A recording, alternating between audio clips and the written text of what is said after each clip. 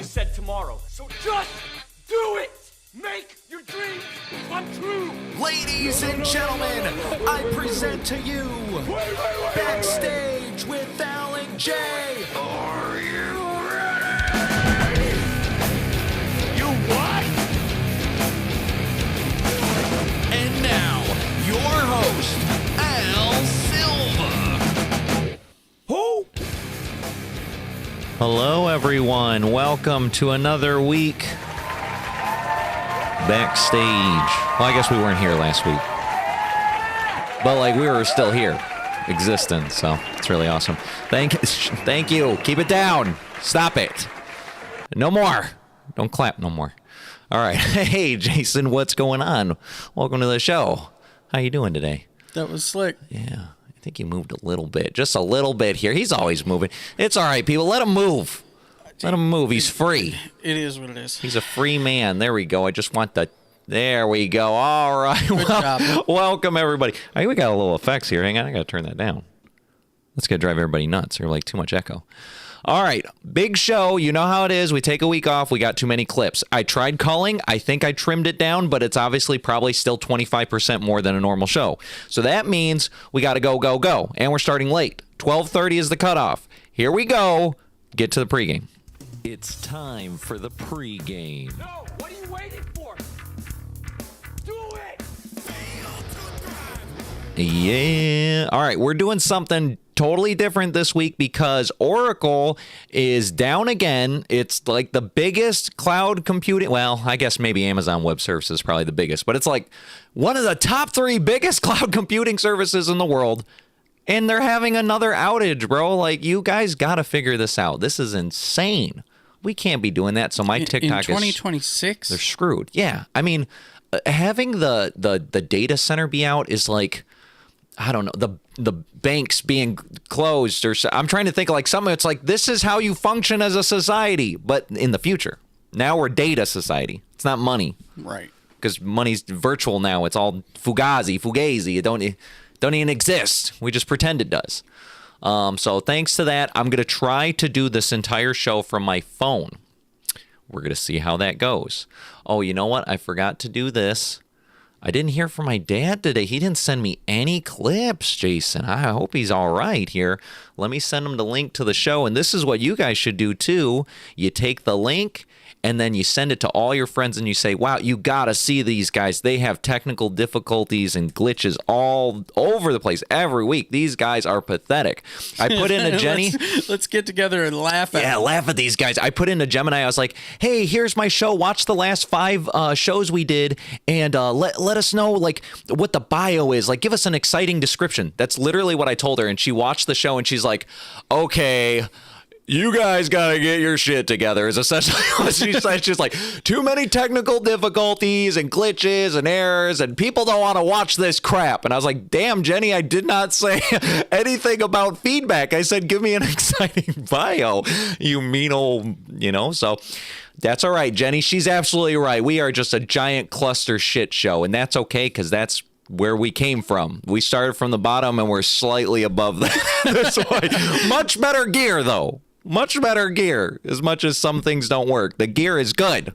Now we just got to get it all to function. So, all right, first thing in pregame here. Let's load up the phone. I put on Do Not Disturb. Hopefully nothing pops up. Never done this before in my life. Oh, Backstage and Alan J. You want a cup like that? You can order from the store. The link is in the description below. Have your very own cup. I think you can even get Jason's cup. I think it's in the store. If you want to be just like Jason, you can get his exact cup and you could be like, I'm the J. Wouldn't that be cool? You could be... Clone him. Clone the J. The whole reason...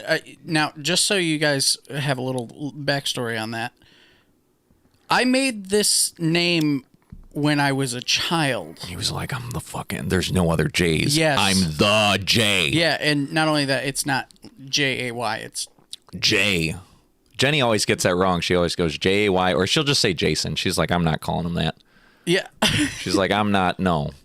He's Jason. Okay, Jenny. She's sassy. I don't know what I did to make my AI so sassy, but she got that spice on her now. It's good, though. She didn't used to do that. It's like she saw all your videos about, ordering girlfriends from China or something. And She's like, oh, you want a girlfriend? Guess what I'm about to be? That's not what I was implying, but Spicy ass girlfriend. You want this? And I go, no, thank you. No, thank you. I'll take it back now. I'm sorry. I appreciate that. All right, here we go. Let's load up the old Gmail. And nothing like a nice and thin, crispy pizza. Am I right? My thin, crispy pizza lovers, put that like in the chat. Let's take a look at this place going viral. Yeah. Just got to see this pizza, Jason. It's such a good pizza. Nice and thin. Hawaiian. Oh, look at that. Chicago sausage on here. Chicago sausage style. Thin crust, though. Why didn't it crunch? Oh, it's crunchy. Oh, it did. Yeah, let her crunch. Interesting. Looks good. Pizza, party cut. Yeah. Little well-known party cut. It's a good-looking pizza there. Thin and crispy pizza only at Ian and Kai's, Stewart, and Venice Beach, Florida. Thin as in baby. Oh, very good. Thank you. Yep. So, just viral. 3 million views, 1.2 million likes, and it's probably the pizza, I would have to assume. That's the only thing I saw in this video personally, but let me know if you saw something else in this video, because I thought it was because the crispiness of the thin pizza. We'll see.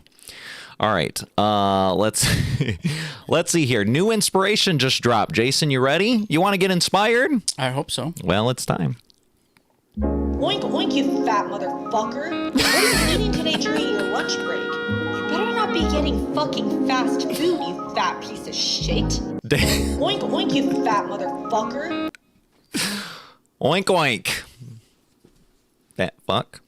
I have a series of questions. How much do you think she made on that? 75,000 likes, probably quadruple the views. I don't know. That's not Good even chunk. real. That's not. She's real. Watch her mouth when she's talking. This is a real human. You think she's AI? You're insane. What are you eating today during your lunch break? You better not be getting fucking fast food, you fat piece of shit. She just talks like that, really You think specific. she just has a weird. That's You fat fuck. You fat fucker. like you know that your upper jaw is not supposed to move. Well, that's how she talks. Maybe that's how you talk when you're like mogging all the time. You know what I mean? When you're in the gym all the time, getting in there, getting the work, getting that. No. I thought it was, is it Women's History Month? I thought March is something about women. And then I have all these clips about women, like not bad ones. I mean, that one's a good one. It's a good, inspiring woman. The first one was a woman in the, I was going to say in the kitchen. That sounds awful. In the pizza industry. In the pizza industry, a distinguished woman in the pizza industry. And then this one is a woman doing fantastic gymnastics sort of things. In heels. Whoa! How you gonna bust that out? Dude, In the could you heels. imagine like going into like talk to HR? That's what she busts out. And then she does the one, Dude. look at this. Woof. And then I was like, oh, that's cool. Whoa! You know, it's like you already do the kick up and you're like, you could have ended the video, everybody would be like, oh, that's sick. And then you do the one leg whirly boy. Hoo-wee. And then she's like, let's take a seat. And then she does this. Sit down. Sit next to me. We got something Can to you talk imagine about. how much balance it takes to do something That's like crazy, right? My goodness. that? That's bonkers. Good job, lady. Here we go. Now I'm ready. Oh no, something's coming my way. Now I'm ready. Look at this shotgun. Something's coming my way. Boom. Now I'm ready. You see the That's fold good on this stuff. thing? Oh no. Look at that thing. You put it in a little side bag. Ladies, you could have that in your purse. Oh, I'm going down the street. I'm feeling a little scared. Say that. Now we're gonna have a bunch of women, not only with mace and dreams about people chasing them. Yeah, but look at that. I mean, you want to be protected. No, this is Full for shotgun us. in your purse. No, No? You don't want the women to be protected. I don't want the women to have shotguns. You're saying women can't handle shotguns. No, I'm not. I'm saying Women Have you aren't seen- strong enough to handle no. a shotgun. Have you seen these videos of women like posting up dudes as if they were hitting on them or whatever, without them even hitting on them? No. Oh, yeah. I get what you're saying. Yeah. You don't want Those them to ones escalate would to that. have shotguns too. Oh, you're trying to hit on me? Cluck, cluck. Yeah, exactly. Goo. Yeah, not good. Damn. But for the zombie apocalypse, this will be good because Yes. you can have like 20 of these in a little bag, in a duffel bag. I think you still got to load it. Well, have them preloaded because they look like think they don't you hold got- much. Yeah. You think they just hold a couple in there and just whatever. If they hold anything. Yeah. Oh, you're thinking it has like I'm a thinking magazine. if you had a live round in there, you wouldn't want to flip it all around. And slam as soon as it shut. clicks into place, it's like boom. Yeah, you probably wouldn't want that. And also Yeah. the breach is open, so I think it is anyway. Looks cool though. We'll have to give it a try. Let us know. Send that to us. Yeah, send us that for free, and I'll record so many. I will shoot. Jason will a shoot madman. stuff I'll shoot. inanimate objects, Yeah. not real people. Well, I'm pretty sure they won't even look like people, so you don't have to They'll distinguish. be like discs and stuff. He'll be like, Yeah. where it's like pull. Clays. Yeah, Yeah. like duck hunt days, except for not ducks, clays. Yeah. This is going viral for his baby performance reviews. Cooper, after 5 weeks in the organization, the best rating we can give you is a meets expectation. Your hours slept have been Cooper, trending in the come right on now. direction, but corporate wants you to get this to 10 hours on your target. Vegas has your odds Big set ask. at an average of 8 hours next week. You've shown some hints of greatness with your 10 minutes cried that one night, but there have been far too many 60-minute plus disasters. Vegas has your odds at 55 minutes a night next week. Policy violations Rookie remain at numbers. large. You've peed on your parents 38% of the nights. You got to remember, we used all our cap space on you to buy you out of your United Healthcare contract, so we really expect a lot contract. out of you. Vegas has your line here, pretty bullish at 10%. Time allocation remains problematic. You can see that your diapers and feeds are following a similar trend line, but you've just logged way too many hours in the locker room eating snacks. Your crib utilization's been a little low. Fat We just fuck. need to get both of those up. Vegas has your line at 3.5 here. Scary noises have been somewhat all over the place, but we've seen a nice trend Scary downward. If we noises? can get this under 100 on average, we'll be in a really good spot. Vegas has your line at 125. Oh, he's sleeping. Nope. You put him to We've seen sleep. develop physically, but now we just He's need like, to see "This that is it? convert to your I come to the performance on meeting for field. this?" Let's see if you can do a little better. This could have been an email. Cooper, after Interesting. 5 weeks. That was intense. He was like, I'm logging all. And so, like, his channel is now just like all these reports on how his kid's doing, growing up and stuff. So, good job, Cooper. It sounds like he's doing a good job. It sounds like he at least meets expectations. He's not below the average here. Babies are a lot of work, man. They're like, especially at the very beginning, it's like they do not sleep and they cry a lot. There was It's like actually every a couple movie- hours. What? There was a movie that was very similar to this. It's actually from Czech. Carolina showed me it. I cannot remember the name of it to save my life. Babies Are Us. Nope. Nope. Damn. Nope. Damn it. Good movie. Good movie, though. Good Yeah. movie. All If right. you just look up Czech movies about guys becoming authors, you'll find it. Oh, I thought you were going to say guys becoming babies. Just look it up. There's not a lot. Siri, go away. She's like, what? Guys becoming babies? No. Siri, calm down. No, stop it. I can say your name. She said, I'm relaxed but alert. Okay. Let's call him. We're going to call him, but I'm going to show you this first. Hi, I'm Tom Curtis, president of Burger King. And here's my number. I'd love to hear from as many of you as possible. So give me a call, shoot me a text, or leave me a voicemail. We want to make Burger King better. And we do that best when we do it with you. You do? Let's talk soon. Let's talk. Hang on. He said Hi, you I'm could Tom text Curtis, it. president He said of call Burger him. King. Call And him here's or my text number. him. I'm calling him. Yeah, you call him, but I'm 305. saying at minimum audience participation is yeah. advised. You know, Yeah. like we got it up on screen for Yeah. however long we had it up there, and Oh, yeah. Everybody, just blow this guy's phone up. But I figured I'd call him live on the air. So we're going to see what happens here. oh my God, this guy 874 has so many ways. 0520. This just, he says it's his real phone number. I've seen other videos where somebody's calling, they go, oh, hey, who's this? And he's like, hey, it's Tom from Burger King. Was his name Tom? I better get that right. It was Tom, right? I forgot his name already. Hi, Yes, I'm okay. All right, here we go, people. Let's give him a ring-a-ding-ding. Tom Curtis, Miami, Florida. He's probably asleep. Hi, it's Tom, president of Burger King here, and wow, I've gotten so much good info from these calls. I'm going to be taking many, but admittedly fewer. Can I put in this? Well, that didn't work. Okay. Each week to get back. No, Tom, you were supposed to answer my phone call. We'll be in touch. Thanks for the call. Oh, I can leave a voicemail. Hey, Tom, it's Al from the Backstage with Al and Jay show. I just want to say I love Burger King. It's one of my favorite places to go, and every time I go, I have a sensational, just exceptional visit every single time, every single Burger King. We'd love to have you on the show. Backstage with Al and Jay's live every Tuesday, somewhere around 10 p.m., most likely about 10:30. But give me a call back. Let's make something work. We'll get you on the show. Appreciate you, Tom. Talk to you soon. There it is.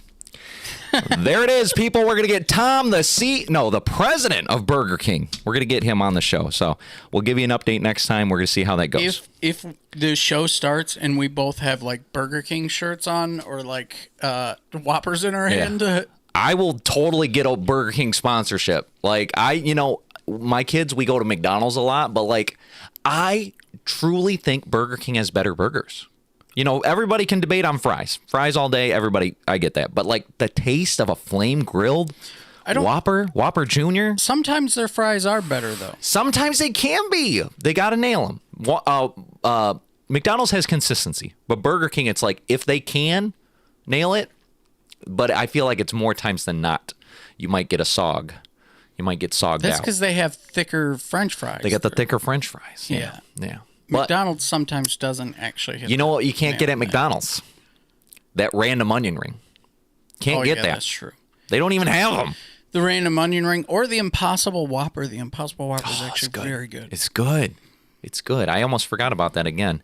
I might have to go back and get one. We're going to have to do a video at Burger King, and that's what we're going to do to get freaking Tom on the show. It's going to be super sick.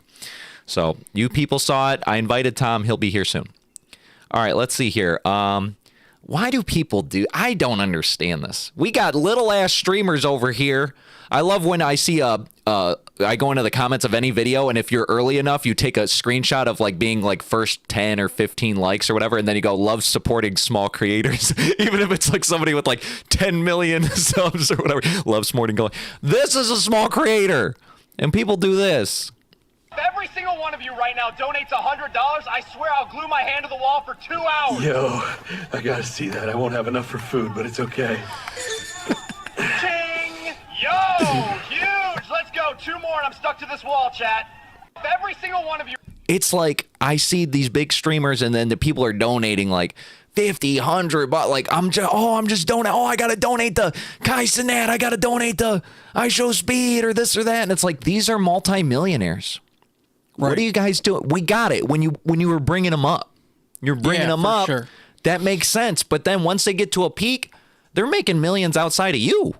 They're making millions on brands, on sponsors, on advertisement, on not you. So then you go, okay, well, I still wanted to spend $100 on somebody.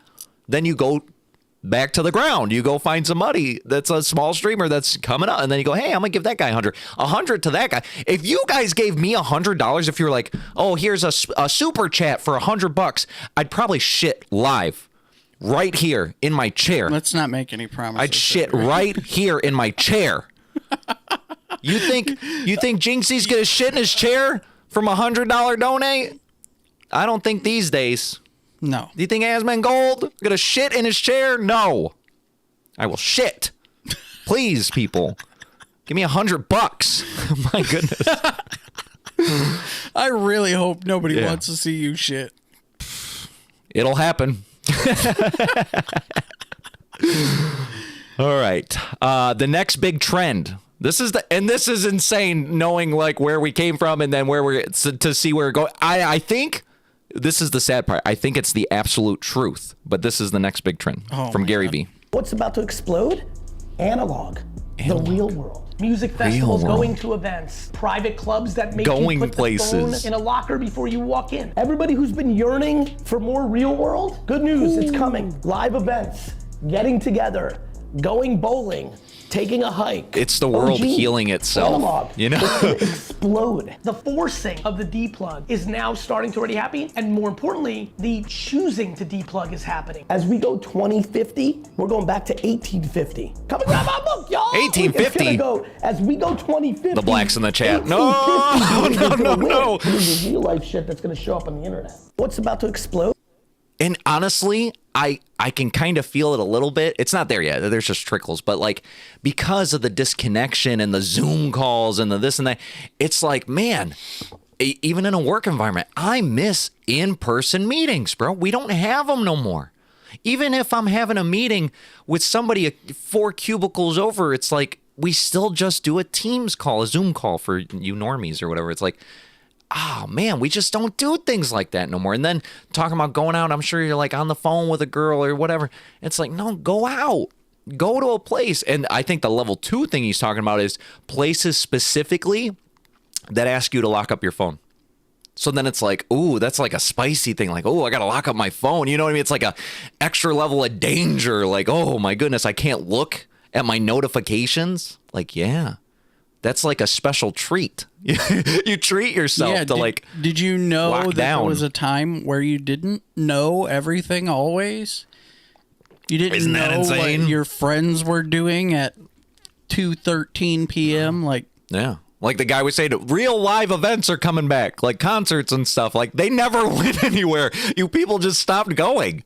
It's like COVID and they banned everything and then everybody kind of got held. You would thought like, all right, everybody's been huddled up upside. I think maybe there was like there was supposed to be like a burst, but then everything was like vaccine requirements and this and that. And it was like, it kind of tampered down on everything. And then plus there was all these requirements for the businesses too. So it's like, there was never really a big explosion back into the real world. Like we want real life events, like getting together and connecting. It's like, I think there's a want and a need for it, but it's like, growing. It's in an infancy stage, but I think he's right. Like as you get another 10 years in, people are going to be like, man, we got to go to that secret place where you throw away your phone into this box and then we just talk. You go, what? You do what? Talk. It's crazy. And then afterwards, we're going to go catch a show. There's going to be a band on a stage playing. It's insane. You know how like you'd watch them on YouTube or something? No, they're on stage. It's crazy. Like, they actually came out. They came out, and they're not like, there's no samples or nothing. They just play their instruments. It's nuts. They call it analog. Damn. Like, oh, sounds fancy when he says it like that. Analog.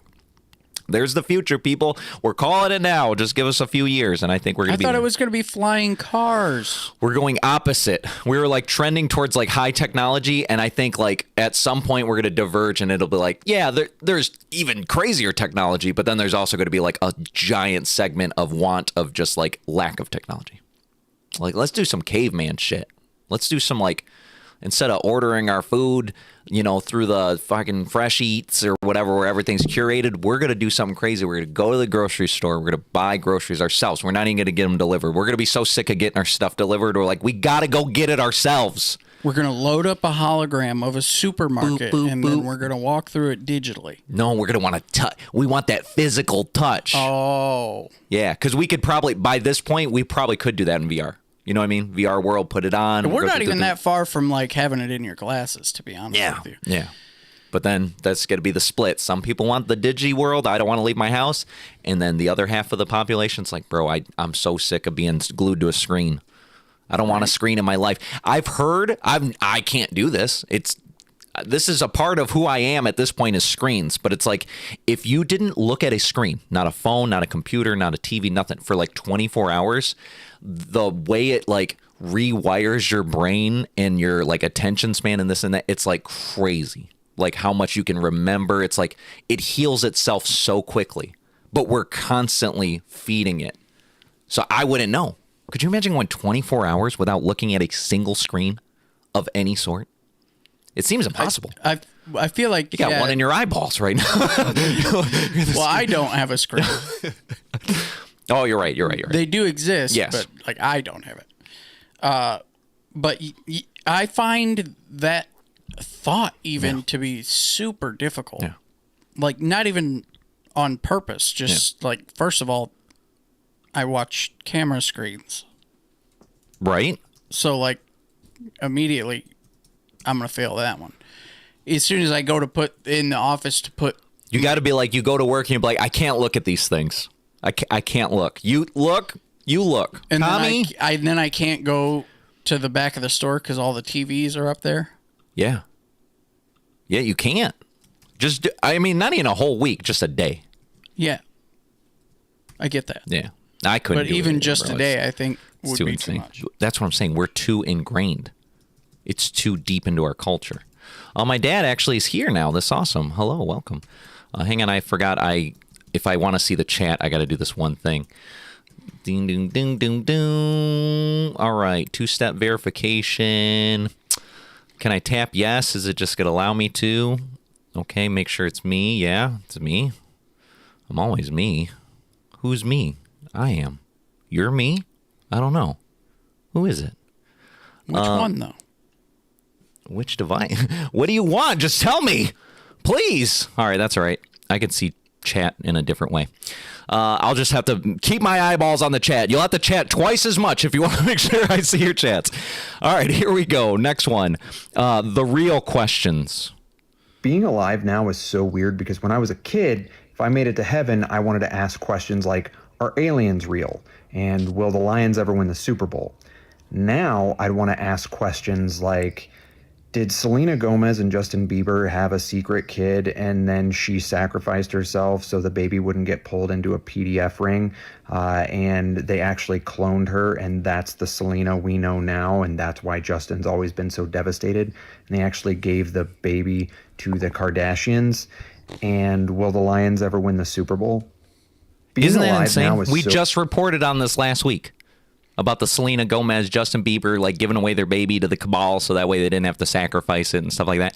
And it's just like, now it makes me think like with the Jeffrey Epstein and the damn pizzas and this and that, where it's like all these like really crazy things. It's like, I think these are the answers we need. Are aliens real? All right, yeah. Anyway, are these demons sacrificing babies and then like drinking their blood and like, it's like, let's look at the stuff that's going on right here because it feels like we're really close to the truth. We're like super, super close. Oh, you know what's awesome? Facebook wants to work now. We're going to bring Facebook online too. All right. Welcome, Facebook. You're starting a little late, but that's okay. But these are the answers. These are the questions. I'm going to write down all these crazy ones where it's like, did that happen? I mean, it's going to be like, I'm hoping not to die. Yeah. Well, I got to write it down so that way I can look at them before I die and go, oh, hang on. Remember these questions really quick. Hang on. I'm about to die. Got it. Okay. I die as soon as I pop up. All right. Like, hang on a second. I wrote this down. Let me get these questions. Put it on my soul sticky. Yeah. Right here. I don't know how it works, but I think it's like, because you'll be intact with your thoughts, with your memories. I don't know. It's all ambiguous of like what goes on after life, but it's like, I'd have to think there is the you that's you, and you probably have the thoughts that you have. But then I'm assuming once you're in the afterlife, everything's irrelevant. It's like, oh, the demon cabal, bro. Who cares? Who cares anymore? You know what I mean? It's not relevant to you no more. You're in another dimension, I think that's what it is. I don't know. We're going to have to find out. Come on, everybody. Drink the Kool-Aid. We're going bye-bye. All right, here we go. Just kidding. No. Get your Kool-Aid on the shop. It's in the link. No, it won't kill you. It's all right. All right, let's see. Has this ever happened to you? Have you ever been mid-conversation with a friend and suddenly thought, how can someone be this stupid? It feels like you're witnessing a glitch in human intelligence, like their brain just stopped updating. But what's actually happening isn't a lack of intelligence. It's called the curse of knowledge. Once your brain understands something, it physically rewires itself to treat that information as obvious. Neural pathways strengthen, processing speeds increase, and what once required effort now feels automatic. So when someone else struggles with it, your brain misreads the delay as incompetence instead of difference. You're not reacting to their stupidity, you're reacting to the uncomfortable realization that your perspective isn't universal. Intelligence isn't just about how fast someone gets it, it's about what their brain has practiced seeing. And in that moment, the real illusion isn't their ignorance, it's your assumption that clarity should be contagious. You ever get that moment you're talking to somebody, you go, oh, they're an absolute R word. Damn. I'm talking to a straight up R word right now. That is crazy. You ever get that? Ever? Yeah. I get that a lot. He's like, daily. I'm talking to these people daily. It's sometimes people say things that it's so stupid that it actually stuns you. Yeah. Where you go like, what was that? Yeah. You're like, that was a real thought? You thought that?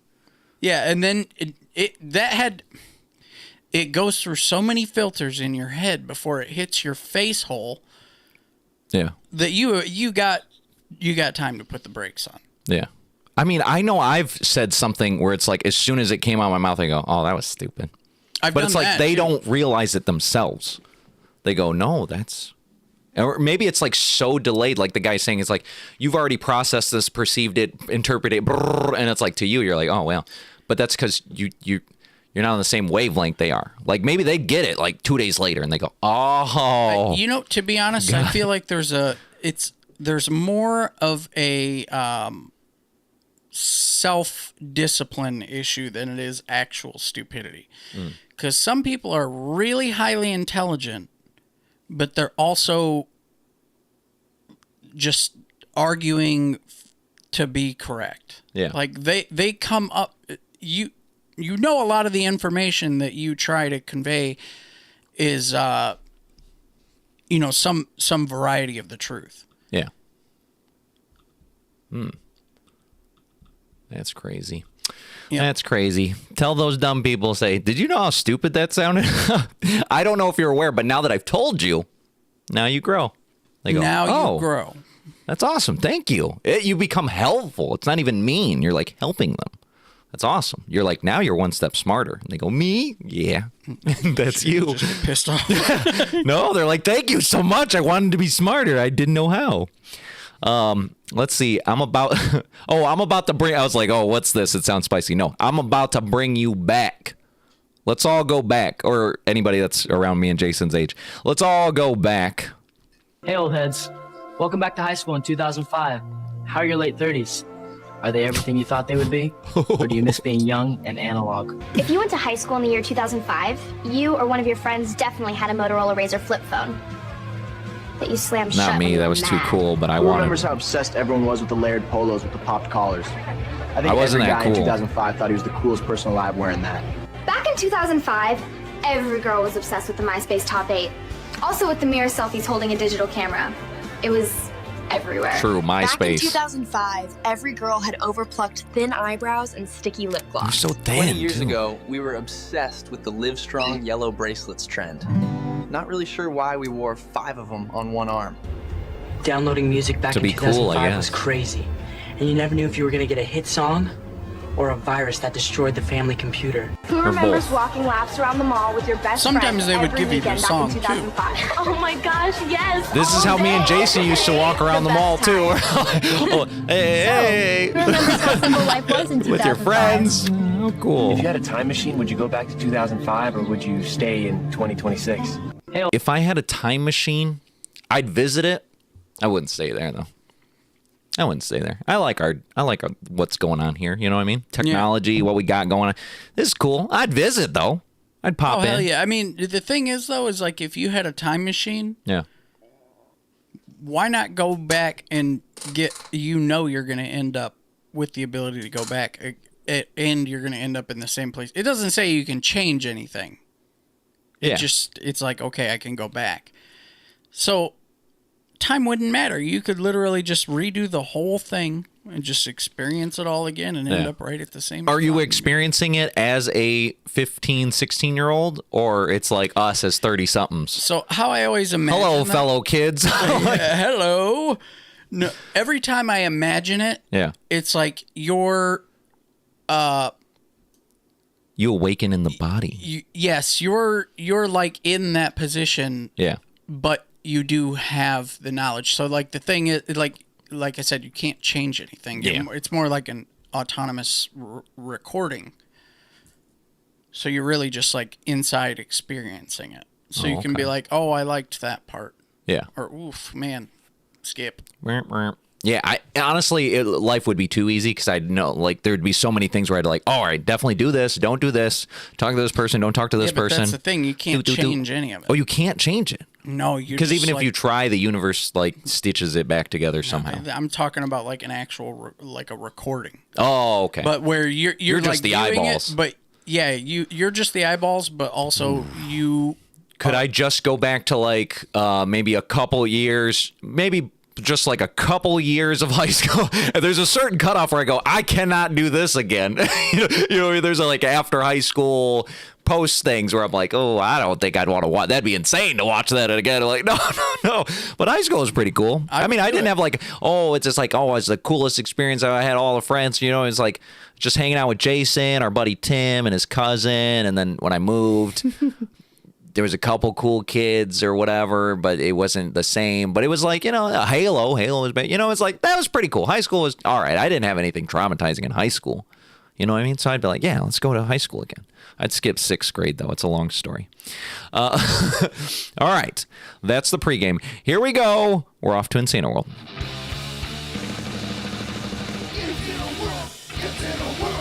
Ooh, I'm going to start Insano World off with surprisingly a positive thing. It's insane. It's insano positive. Check this out, Jason. Detroit. Once known as one of, if not America's most dangerous city, Detroit is now reporting historically low major crime numbers. Historically low crime numbers. 2 and 3 decades ago, homicides, non-fatal shootings, and carjackings are at historic lows, and major crime numbers are significantly lower than they were in just the last few years. According to data released by the city, in 2025, murders fell to below 200 for the first time in decades to 165. That's a 19% only drop from the 165 homicides, everybody. And down It's less than 35% last year. from 252 in 2023. Pretty Carjackings good. dropped 46% last year to 77 from 142 in 2024. Since 2015, carjackings in Detroit have dropped 84%. 485. Sexual assaults were down 14% That was a bad from year. 613 in 2024 to Only 529 77 people in got jacked. 2025. Lastly, Hey, look, guys, only robberies 500 decreased sexual 21% assaults. from Do you see the 1,209 positivity? In 2024 to 953 in Only 2025. The Detroit 953 Police people got Department robbed. credits this reduction in crime Come on, to strategies guys. and resources Let's they've clap. implemented in recent years, including a new neighborhood response team, We're expanded back, use of baby. robot scanners, We're and by back. recruiting and retaining police officers to have 99% of all sworn positions filled. Once known as one I of saw this and I was like, historically low. Oh, this is awesome. And then I'm looking at the numbers. I'm like, damn, all right, just because they're low for us, don't be like they're low. It's like 1,000 people still got robbed. 500 sexual assaults or whatever. They're like, damn, guys, this is still kind of rough. Right. Low for us, though. Hey, we'll call it an opportunity. We used to say this in the restaurant industry when you're just trying to beat last year's sales even by $1. Up is up, right? It don't matter if you're up by $1 or $1,000. Up is up. Down is down as far as crime goes. I would have to assume 2 less robberies. We're making progress in Detroit. That is going in the right direction. Good job, Detroit. Stop robbing and sexually assaulting people. All right, we're gonna keep that trend going for next year too. All right, here we go. Let's see. Oh, this is Detroit. You didn't know this, Jason. Detroit has a new capital. Like the city of Detroit. In the city of Detroit, there's a new capital of Detroit. This guy's going around. He's asking if the city had a capital, what would it be? This lady has, I guess, the most definitive answer. So let's take a look. Detroit had a capital, what neighborhood would it be? Shit, my pussy. I ain't gonna lie, my pussy might be the capital of this bitch. Cause I done fucked all the niggas. Detroit had a capital, what neighborhood would it be? Shit, my pussy. I ain't gonna lie, my pussy might be the capital. That's not what I was expecting. I wasn't either. I wasn't, because I've seen a couple of his other videos. You know how TikTok, you watch 1 or 2 and then it just sends you more. So I've seen other people give like relative, oh, Joy Road, oh, this or that or whatever. And that popped up and I said, oh no. Man, I hope my phone's not close enough to heard that and think that that's what I want to see. She said every one of you guys. Every one of you guys has been there. So, hey, man. Is it shame on her or shame on you guys? Who's the shame on? Not us. We don't live in Detroit. Yeah. We live outside of Detroit. I don't know this lady. I've never seen her a day in my life. But you guys in Detroit, what's up with that? Every one of you? Stop it. That's absurd. Seek medical guidance. And probably like for STDs and stuff, like seek medical guidance. I'm telling you. This is insane car squish. I'll just leave it at that. Hit the button. Oh my goodness. Hard to watch. Watch it again. This guy's camera's not keeping up. He knows where it's going. Oh my goodness. Fox 4 News reporting on this. This is the craziest part of the story. Well, first of all, the fact how easy that thing squished right under the bus, right? Right. The guy lived. How? What did he do? How? Did he duck? Maybe. That'd be crazy. He's like, I'm out of control, and then you just like throw the seat back to like lay flat. He'd still. That would be the most like Tom Cruise thing I've ever heard in my life. He's like, nope. Go back flat, and then he's like, he's looking at the car like squish like this. He's like, damn. Close. That is some Mission Impossible stuff. You know what I think really happened though? He might be alive, but he's all fucked up. You think he's all fucked? I don't think so. Let me see here. I didn't see like, oh, how many bones he broke. No, he went to the hospital with minor injuries. Minor. So they're saying like cuts and scrapes. Like if they said broken, you know, if you break bones, it's not minor. So he didn't even break his bones, bro. Is that Superman or Gummy Man? Probably Gummy Man, because I would think you need to be like real loose. Just to like fit in the crevice that was your car. All right, let's see here. This one's crazy. Man sues store that he tried to rob. Not guilty of... A man tried to rob a store by crashing through its glass door, but he suffered severe head trauma that left him permanently disabled. His family later sued the store owner for $1.3 million in compensation. Surveillance footage outside the store shows a black man noticing that the store was empty. He immediately backed up about 20 meters and started warming up. He then sprinted at full speed and slammed into the locked glass door. The impact shattered the door, and the man successfully entered the juggernaut. However, because he collided with the door head first, he staggered to his feet and collapsed outside the store, unconscious. A passerby found the man lying unconscious at the store entrance and called emergency services. The man suffered severe head injuries, including internal bleeding, and fell into a vegetative state. The police later identified the man as 17-year-old Adam. He had intended to break into the store to steal money. Soon after, Adam's family sued the store owner, claiming that if the glass door hadn't been so durable, Adam wouldn't have been injured and permanently disabled. They demanded $1.3 million in compensation from the store owner. After a trial, the judge and jury unanimously found that Adam was to blame for the incident. The judge dismissed the family's lawsuit and acquitted the store owner, there's still some reasonable, rational human beings Adam here. remains in a coma. Once he regains consciousness, he will be charged with robbery. Do you think this verdict is fair? Yeah. What do you think, Jason? Or do you think that damn shop owner shouldn't have had such hard glass?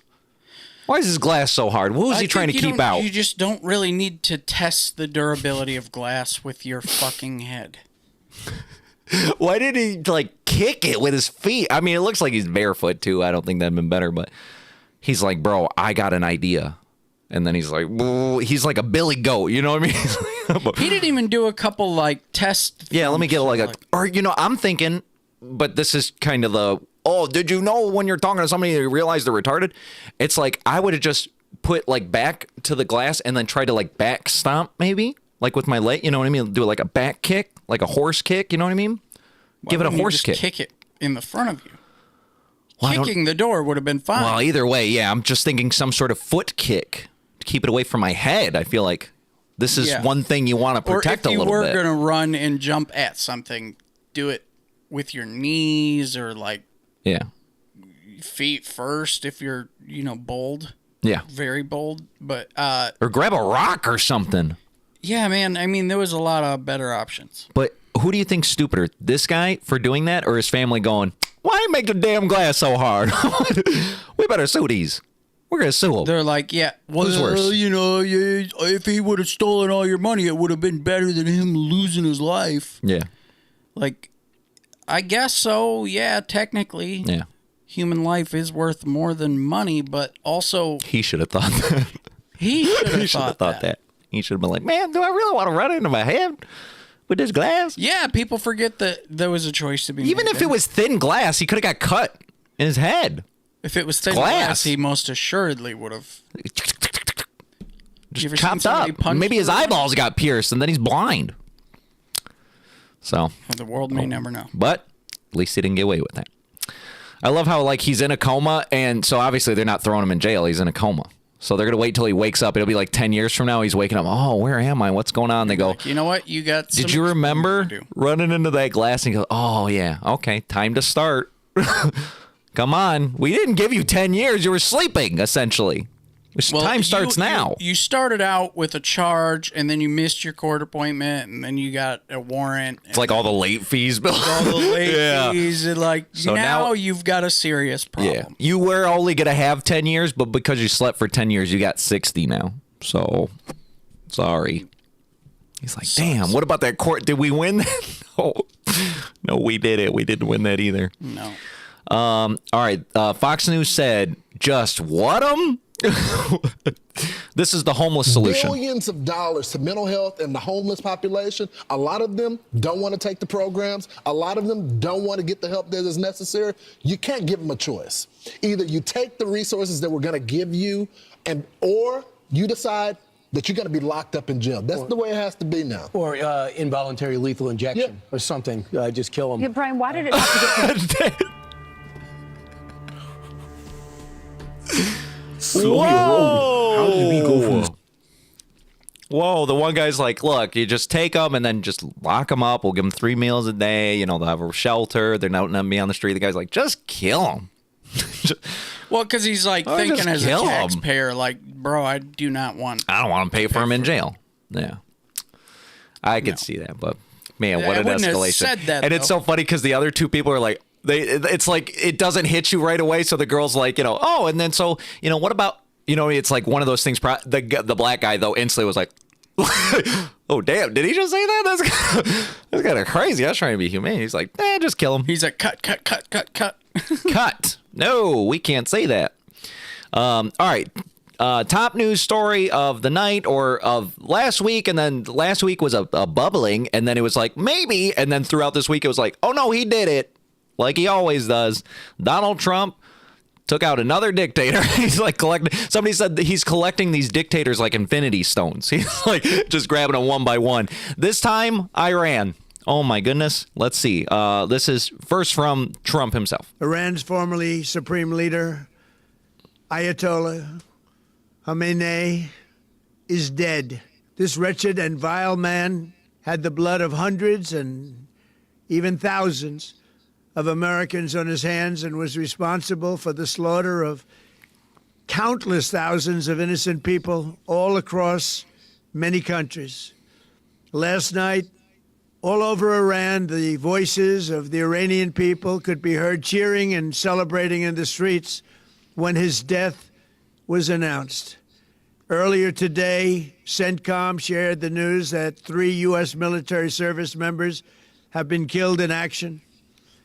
As one nation, we grieve for the true American patriots who have made the ultimate sacrifice for our nation, even as we continue the righteous mission for which they gave their lives. We pray for the full recovery of the wounded and send our immense love and eternal gratitude to the families of the fallen. And sadly, there will likely be more. Before it ends, that's the way it is. Likely be more, but we'll do everything possible where that won't be the case. But America... So people are chewing them up for that part. Like, hey, man, there's got to be more of them deaths. There it is. And so they're putting the Shrek meme where it's like, some of you may die. It's like, okay, you can tell when he goes off script. You know what I mean? When he's reading on script, he's like, blah, blah, blah, blah, blah. And many more. Probably many more. You know, it's like he just kind of like opens up where it's like he's ad-libbing.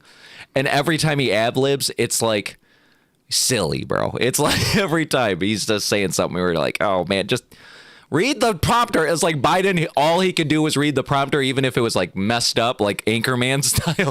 He's like, everybody's like, just read the damn prompter. Don't do anything off script. We've already, he has like a team, just like every president, where it's like, all right, what are we going to say? How are we going to phrase it? All right, this sentence, I don't like it. It sounds too stern. All right, let's and so they're all putting this together. They work really hard on the script, and then they put it out there, and he goes, yeah, it looks good.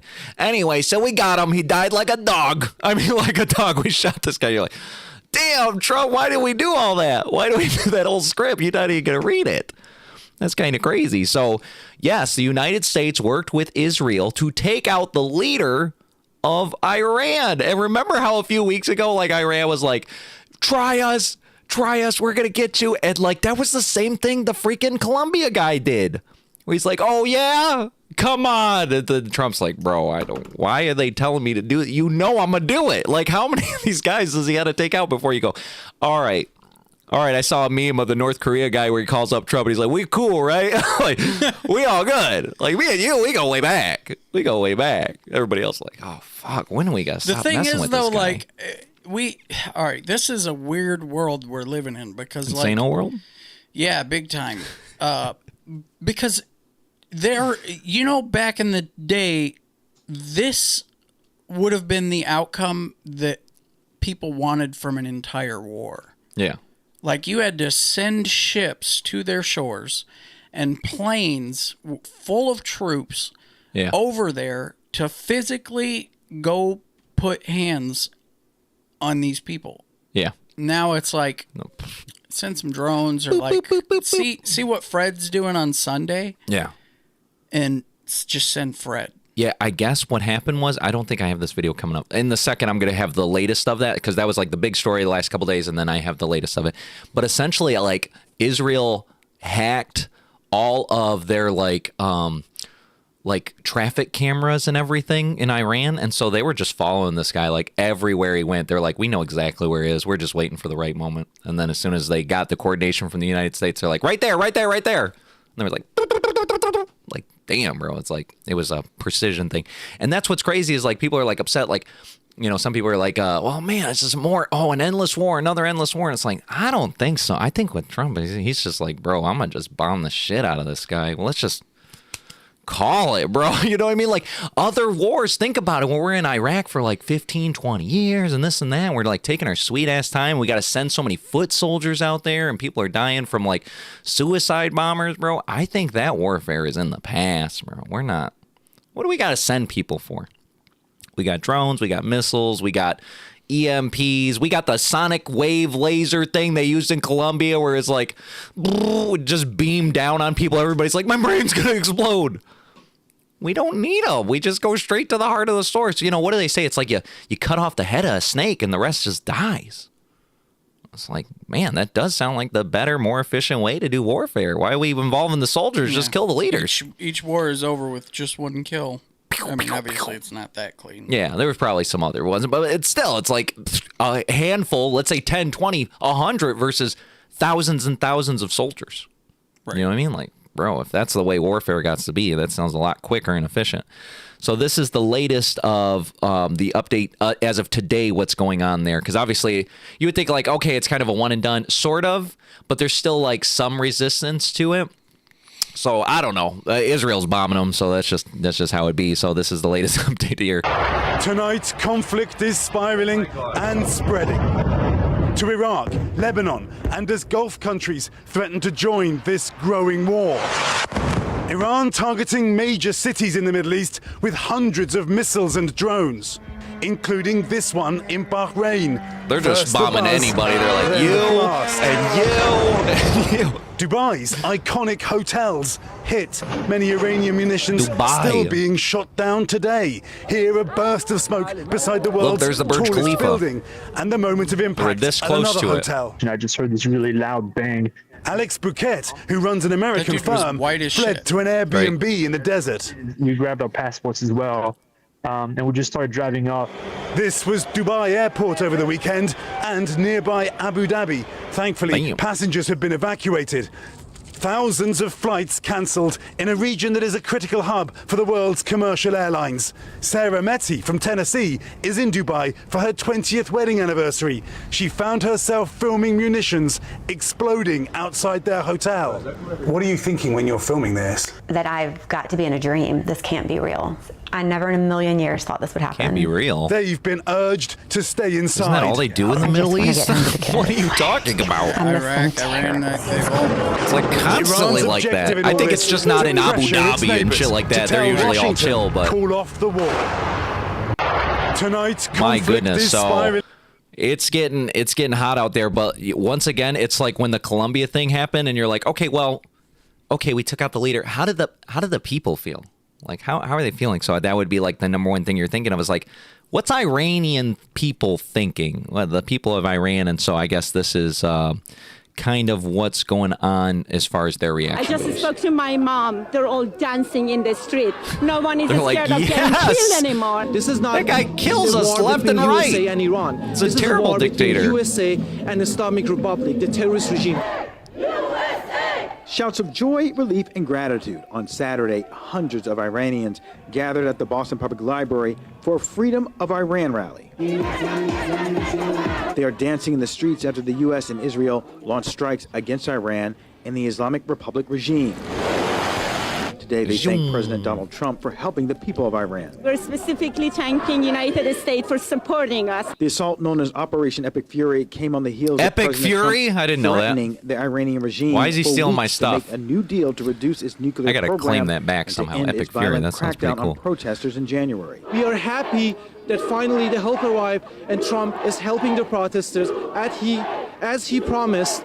Through speeches and chants, How American, crazy. Iranian, and Israeli flags. It's like were every held time high. Trump does Today, this, Congressman everybody's Stephen like, Lynch the says people President that he's Trump should affecting, they're like, confer with Congress yes! And then before all of the initiating American attack. I'm just terribly people are like, no, why'd you do that? Don't do that. You're crazy. They're like, I don't know. I think realistically, it's like, with this one, it was more like Israel. They're like, bro, could you do this for us? Come on. Because, like, Colombia, we have a stake in, you know, the drug supply and that. We're like, okay, Iran ain't doing that. The only thing they do to us is, like, threaten us on the daily. You know, like, on the daily, they're like, death to America.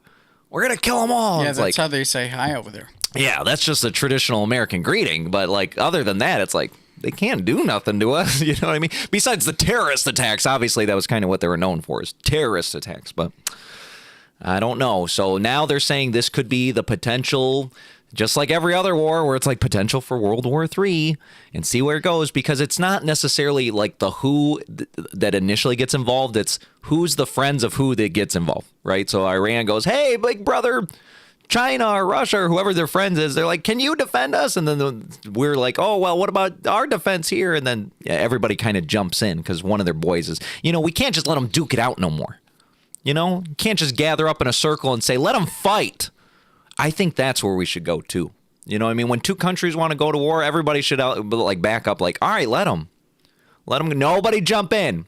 No missiles, nothing. Don't give them no guns. You mean let Russia send troops through Europe to get to Iran? No, I'm saying let whoever the two countries are fighting, just let them fight. So if Russia was trying to fight Iran, you're saying? Yeah. Obviously, they're not. Yeah. But. Oh, yeah, I guess. But I mean, they should be able to fly them over. I mean, it depends. If your country has aircraft, then you just fly over. They have a hard time getting to their own borders. I know. That's their disadvantage. That's what I'm saying. It's like you just let them be. You just let them be. Like, you know, if you're your own country, you can go, well, I'm not letting you travel through here. That's crazy. But you don't supply them.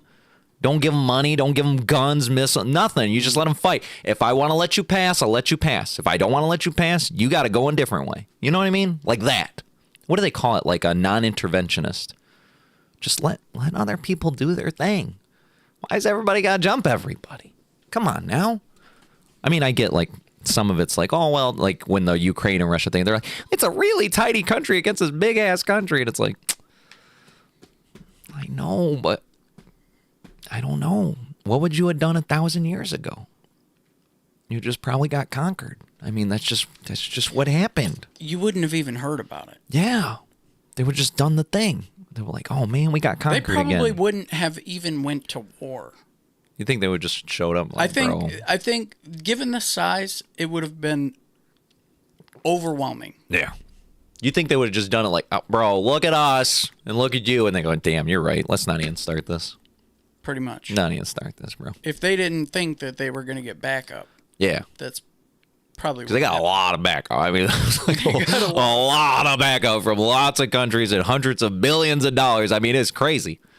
It was absolutely nuts. It's like, dang, man, we could have just pulled a Somalani or whatever this guy's last name was, and just went over there and went boop, boop, boop, beep, beep, beep. In Russia, just go beep, beep, beep. Like, all right, look, it's over. Apparently, you can't do that there. Why? I don't know. They got a lot of land. He's too secret? He's too... You don't think we got a chip in that guy? You don't think one time? Yeah. I'm saying like the CIA probably developed a chip and they put it in the president's hand. Because, every president meets with Vladimir Putin, right? And they always shake their hands. So there's one time we just, boom, it instantly goes into the skin, into the bloodstream. We know this guy is 24/7. Why wouldn't they just make like a really tiny nano chip and just shoot it? Well, it just feels like it's just so easy to just shake hands. Yeah, but then what if you get it in your own hand? And then you're like, well, now you got to do it again. They probably have it in the president's hand because they need to know where he is at all times. But it's basically like for any of the super nerds out there, where the fourth Hokage, everything he touches, he marks so he can teleport to. Same thing. So they put it into the president, all the nanobots, and then anybody he touches, he transfers nanobots to. So they can just track everybody that's in contact with the president. So... And that's why they always have all the world leaders meet each other and shake hands. Some serious tech. So we know where they're all at. It's almost unbelievable. I don't know. It sounds true to me. Rings true to me. Let's see here. Now, speaking of war, well, what comes with war? Probably a draft. Money. No, a draft. We're going to have to fill these numbers up if it's boot soldiers. I don't think it's boot soldiers no more, but that's the big scary is like, oh, Trump's going to make a draft. He's going to make a draft. We're all going to have to go to war. And this is how everyone's cooked for the draft. Or these are the people that are cooked for the draft. Let's take a look. Let's see if you fit into these categories. 18 to 25, you are cooked. You Not going me. to World War III. If You you are, are though. 26 to 39, you are still me. cooked. Oh, Because no. the age cap's at 39. You going to no. World War III. If you have ADHD, you are cooked. That's me. You are going to World War III. If you Damn. have diabetes, congratulations, you ain't going to World War III. Oh, if what you the have hell? ever been put in a mental facility, congratulations, you are not going to World War III. Oh, damn. I knew I If should have you are got checked in. college, I'm sorry, you are cooked. They actually want you more for the draft. Yeah, because we they need want them to put you in a smarties. specialized position. You are going to World War III. If you have a master's degree, you are cooked. If you dropped out of My high sister school, got a master's. you are safe from World War III. They don't Oh, want not you. me. I if did you graduate. are a felon,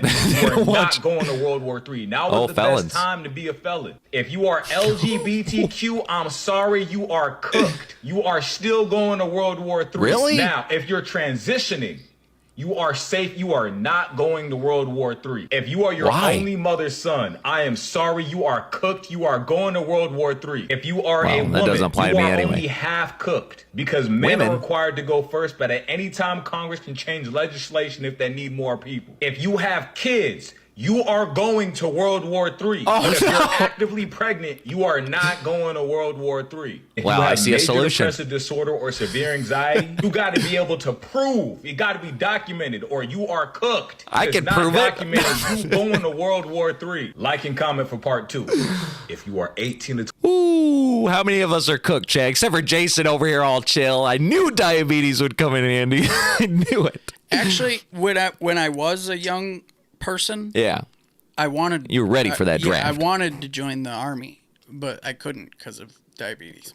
That damn diabetes is I mean- keeping Jason from being the greatest American military man in the history of the world. To clarify that, you can go, you just don't get in. You're not going to the field. You can't be like a ground troop. No. Sort of You'll, infantry. Yeah, they would have put me on a computer somewhere. Oh, yeah. Which something financially lame would as probably hell. would have been a better decision. But Yeah. You think you could have flown like fighter jets and just had the goop stuff just like right next to you? The goop? Yeah, the stuff. The insulin. Yeah. It's you could just not had it. goop. Boop, boop, boop, boop. Just shoot you up like you're in the plane like, oh shit, I'm feeling low. Boop, boop, boop, boop. Because you got a plane, so you got pockets You don't and stuff. take insulin when your blood sugar's low. You take it when it's high. Oh, you're feeling all the G forces. I'm feeling high. Doot, doot, doot, doot, doot. You can fly a plane though. Yeah. Man, I thought you had a much better understanding of diabetes. You really do. He's like, no, I just need candy bars. Gom, gom, gom, gom. They're like, get this man a Snickers, stat. Sometimes. Interesting. Well, we might be cooked, chat. We're going to see. I doubt they do a draft, though, bro. And plus, if they do a draft, I'm pretty sure they go from, like, the best prospects to, like, all right, bro, we've already drafted all these great all right, bring out the 38-year-olds. You know what I mean? Like, they're not starting with these boys. He said, like, oh, if you're a felon, you're not going. Yeah. Bro. That would be the first people. Yeah, you're going. Yeah. That makes a lot of sense, honestly. Because they're like, if you die, who cares? This sounds like a solution to the homeless problem. Bring them out. To the military. Yeah. Then they get fed, they get housing, shelter, and they get a responsibility. I mean, they're probably not go-getters, you know what I mean? Like, what happens if we, like, I mean, you incentivize it and you say, hey, look, you can either be on the street wearing the same piss clothes, or you join the army and we're going to give you like fine clothes. You make like whatever, $1,000 a month, whatever you want to spend on. We pay for your housing. Don't spend it on housing. And all the Snickers you can eat. They go, damn, really? Yes. Doesn't that sound good? Or you just want to stay in your piss clothes on the street? What do they think? They probably want to go. They'd go. I think they'd go. I know if I was homeless, I'd like, first of all, I already thought this a long time ago. I go, if I know I'm about to be homeless, let's say I lost my job, I don't have kids, like everything. I'm like, oh, bro, I'm about to be on the street. That would be the first thing I think is just join the army. Just join it. Now, if I have a physical condition where it's like, oh, bro, they don't even want me. I'm all messed up. I got diabetes or something. Well, then the streets are for me. But you know what I mean? Like, that would have been the first thing I tried before I go on the damn cold streets. Just join the army. They want people. They'll make you feel wanted, you know? Isn't that awesome? Let's see here. This thing. This is crazy. I saw this and I said, this is the biggest brain thing. I was going to put the Illuminati, but the New World Order, the cabal, whatever you think runs this world, that's not the government. You know whoever runs this world isn't Donald Trump or the British guy or anybody that you know. It's not them. Somebody runs them, okay? I said, this is the biggest brain thing. Everybody thought, oh, it's the vaccine. The vaccine's the mark of the beast. Don't take the vaccine. Everybody that thought they were safe from not taking the vaccine, they're like, I was too smart for the vaccine. They didn't get me. I'm pure-blooded. Nope, they got you. Check this out. Big brain. The Trojan horse really wasn't so much as the vaccine, because a lot of people refuse to take it, right? But Dr. Sherry Tenpenny, and you can research this, she gave out a dissertation, and it's on video, her speaking, saying that in that test, the PCR test was hydrogel, and in that hydrogel is the graphene oxide and the nanotech. That was the real Trojan horse. Got him. Everybody's like, I'm not taking that vaccine. I'll prove I don't have COVID. And they're like, gotcha. But we're just talking about the nanotech. Got them. Because everybody, even if you didn't get a vaccine, it was like at some point you had a test for COVID to go back to work or to go to a concert. You know, it's like everybody got tested. I was like, when I saw that, I said, that's the biggest brain thing. It's like what do they call it? It's like not a Trojan horse, because it's like, this is a bad thing. You don't want that. Oh, look at this thing. We're going to make you take it. And everybody goes, no, I'm not taking that. I'll take this thing instead. And then you go, oh, okay. And it's like, but that was the thing they really wanted you to take. They didn't even put the nanobots in the vaccine. They put it in the damn swabs. Damn. $4 or 2 for $10. Whoo-wee. Everybody's swabbing left and right. They're like, I got to swab weekly for my job. You're like, you got all them nanobots. You're nanoed up. That is nuts. So I cannot wait. You know what we're talking about like 10 years from now and the analog revolution. I can't wait for the 10 years from now where it's like the COVID, like the vaccines, the nanobots in the swab, like all this stuff starts to fester, you know, because that was a big problem was like, hey, this stuff hasn't been tested. We don't see any 10-year results because we just made it. And everybody's like, it's safe. It's safe. You know, in like 10 years, it'll be like 15 years. And it's like, all right, if anything's going to happen, it's going to be then just to see like, I don't know, whatever's going to happen. People's heads are exploding. Like start growing extra arms. Yeah. It just starts getting nuts. And you go, damn, I knew it. But it'll be like way too late. You know what I mean? It's like it's so far gone from it now. Yeah. And I would assume now it's like they did it with the COVID vaccine because they were like, oh, everybody's going to be like scared. I got to do the vaccine. But you think they just thought, oh, well, only the COVID vaccine, only the one. No other shots you guys do. No other needles. No other thing. Well, just a COVID vaccine was the bad one. No, I'm sure they took whatever was the bad thing in there that they wanted to apply to you, the nanobots or whatever.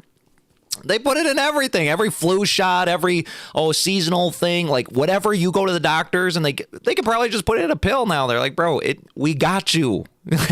Some people think that I don't got it. No, your dollar store. You thought that off-brand Tylenol was safe? No, you got nanobots. Everybody's nanobotted now. They're going to control us. You know what I mean? It's like that's when they activate the nanobots. Or actually, I got this thing here in a second. It's going to tell you about how it's how it kind of coordinates with it. So, but before we get there, this is crazy. This company is selling sunlight. What?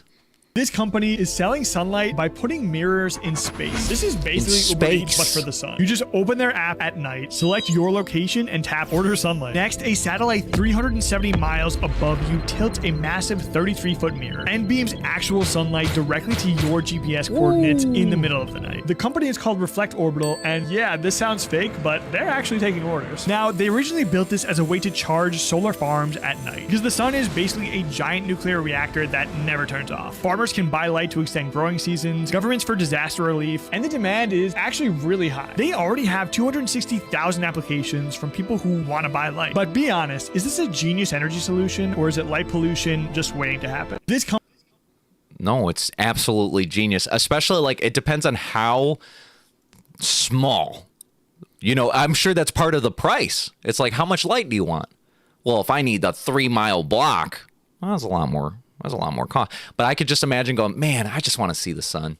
I just need like a small circle. I need give me like a 3-inch circle of light, like right here. And then they go, okay. And it's like, boom. At what point, though, does it start becoming like Hammer of Dawn, like a magnified Hammer of Dawn, or like a lens, like when people used to melt ants to the sidewalk, like. Maybe that's why they can't shrink it too small, because they're like, oh, if you ordered that 3-inch square, it fries whatever is right there. Yeah, you're microwaved. That would be crazy, though. Like, you're camping, and you're like, I forgot a flame. I forgot any sort of thing. And you just go, oh, hang on 1 second. Do, do, do, do, do, do, do. And then they just shoot you right into that pile of leaves you got, and then it goes, pop, bursts into flames. Genius. Yeah, I don't know, man. Could you imagine that first company meeting where he's like, all right, guys, I got this crazy idea. This is crazy. Whatever the company was doing beforehand. Because I doubt they just started up and sent shit into space. You get what I'm saying? It's like money had to come from somewhere. Even if he was just like, I have an idea. I need an investor meeting for people to pay for it. And then he's like, bro, how about this? You know what's crazy? The sun, it's always there. But you don't always see it. But what happens if you could pay me and then I'd beam some sun over to you? And everybody's like, that's nuts. Yeah, there's times where I want some sun at night. You're like, we could do it. Just put a big old space mirror. You just put a mirror in space, like the moon, right? A mirror, and then you just go poof, right there. And everybody's like, dude, that's genius. Because normally we want these to allow light to pass. Yeah. Right on by. Want to bounce that thing. And plus it has to be like so precise too. It has to be like, boom, boom, you know, because you're going to have the target GPS coordination. Like, it'll cost you probably like $500 for like a half hour of sunlight. I wonder how much it is too. It's probably like ridiculous. I mean, because they got to recoup costs to get that shit in space. Sure, it would be absolutely nuts. Yeah. You think Elon's that's gonna be his next thing, like the Starlink? He got the Starlink for internet. I bet you he saw that video and he goes, dude, I didn't even think about freaking sunlight. That's sick. That's sick. I'm on that next because he already got all the satellites out there, so maybe he can like do something where they link together and they do something similar. He's going to make it so that the guy doesn't get a signal unless he's jamming them. He's like, nah, this is my space. Yeah. Damn. He's like, I rule the space, guys. That's true. That's pretty cool, though. I can't wait till that. You know, anything that's like crazy expensive at some point does become consumer. You know what I mean? You know, think of TV. When TV first came out, you had to be rich. You know, super rich to get a 10-inch black and white TV. And everybody else had to come over to your neighborhood and say, hey, let me watch your TV. I wouldn't know. That would be some 1920s shit. But you know what I mean? That's how it is. And now it's like we got 4K 65-inch TVs for like $200. Same thing for this. This might cost $500 for 30 minutes now. But I bet you in 10 years, it's like, oh, man, I just want a little blip. And it's like a 99 cents. You're just like, oh, I just activate Apple Pay. Boop, boop. And it's like, oh, man, that feels good. It's good sunlight. And then it's like your time is expired. Renew? You're like, all right, let me get a little more sunlight. That's just cool. Countries like Alaska or wherever it is where they like have really extended periods, like 6 months of black or Yeah, they're like, give me. Yeah, maybe the city pays for it. They're like, yeah.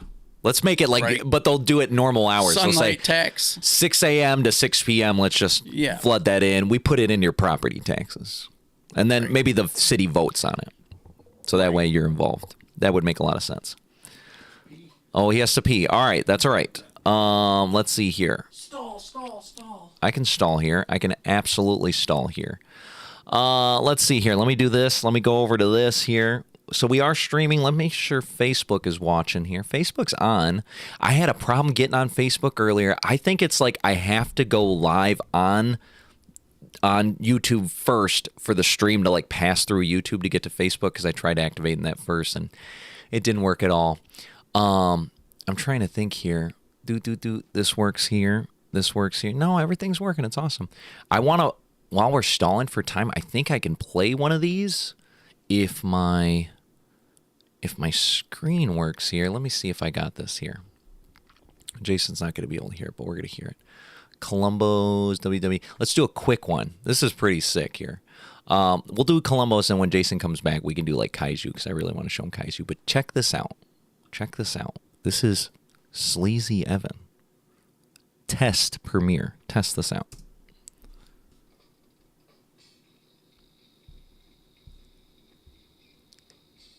Oh, hang on. It's not playing. I was like, oh, you people hear that, right? You can't hear that. That is so funny. Hang on. I want you people to hear it because it's a really good thing here. Actually, by the time Jason gets back, and we're not going to have time for it, but I wanted to play this last week or a couple weeks ago, but I already knew it was like a packed show. So then I was like, damn, I got to put this off again. And I really wanted to show you people. Let me see here. If I do it like this, and I do it like this, and I do it like this. This is called Kaiju. Oh, see, Jason's back already. No time for it. No time. Nobody tell him what we were talking about. Nobody tell him. You know what's funny? I'll play this anyway since like we're actually doing pretty good on time. This was something I wanted to show weeks ago, but then I was like, man, pack show, well, push it to the next one, push it to the next, and I kept pushing it. I'm like, this has been done for over a month at this point. But I wanted to show you a Sleazy Evan song that we recorded at the Disturbio home. And this one is called, this is my favorite track out of the four, even though I think all four are great, but this is like my personal favorite here. And it's called Kaiju. Let's take a listen here. Let me make sure it works here. Oh, I think I got to open it with the old QuickTime. All right, take a listen. Do you hear that? That's a good old no here. Oh, I forgot to hit that. All right, take a listen.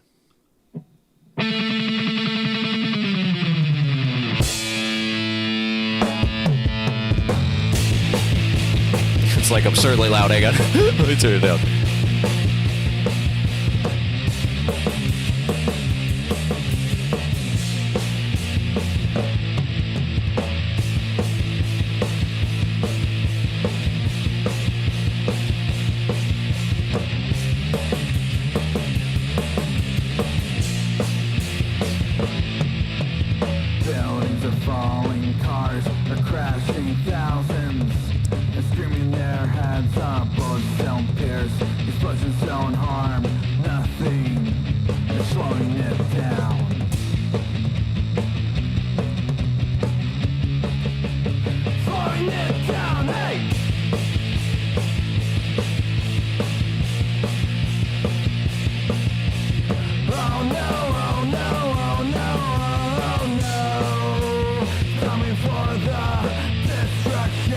of mankind, not gonna give without a fight.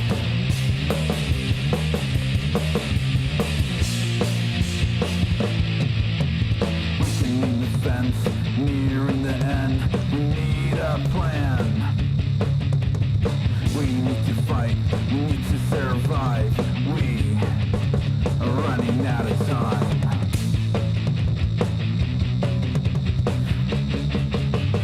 Running out of time, hey!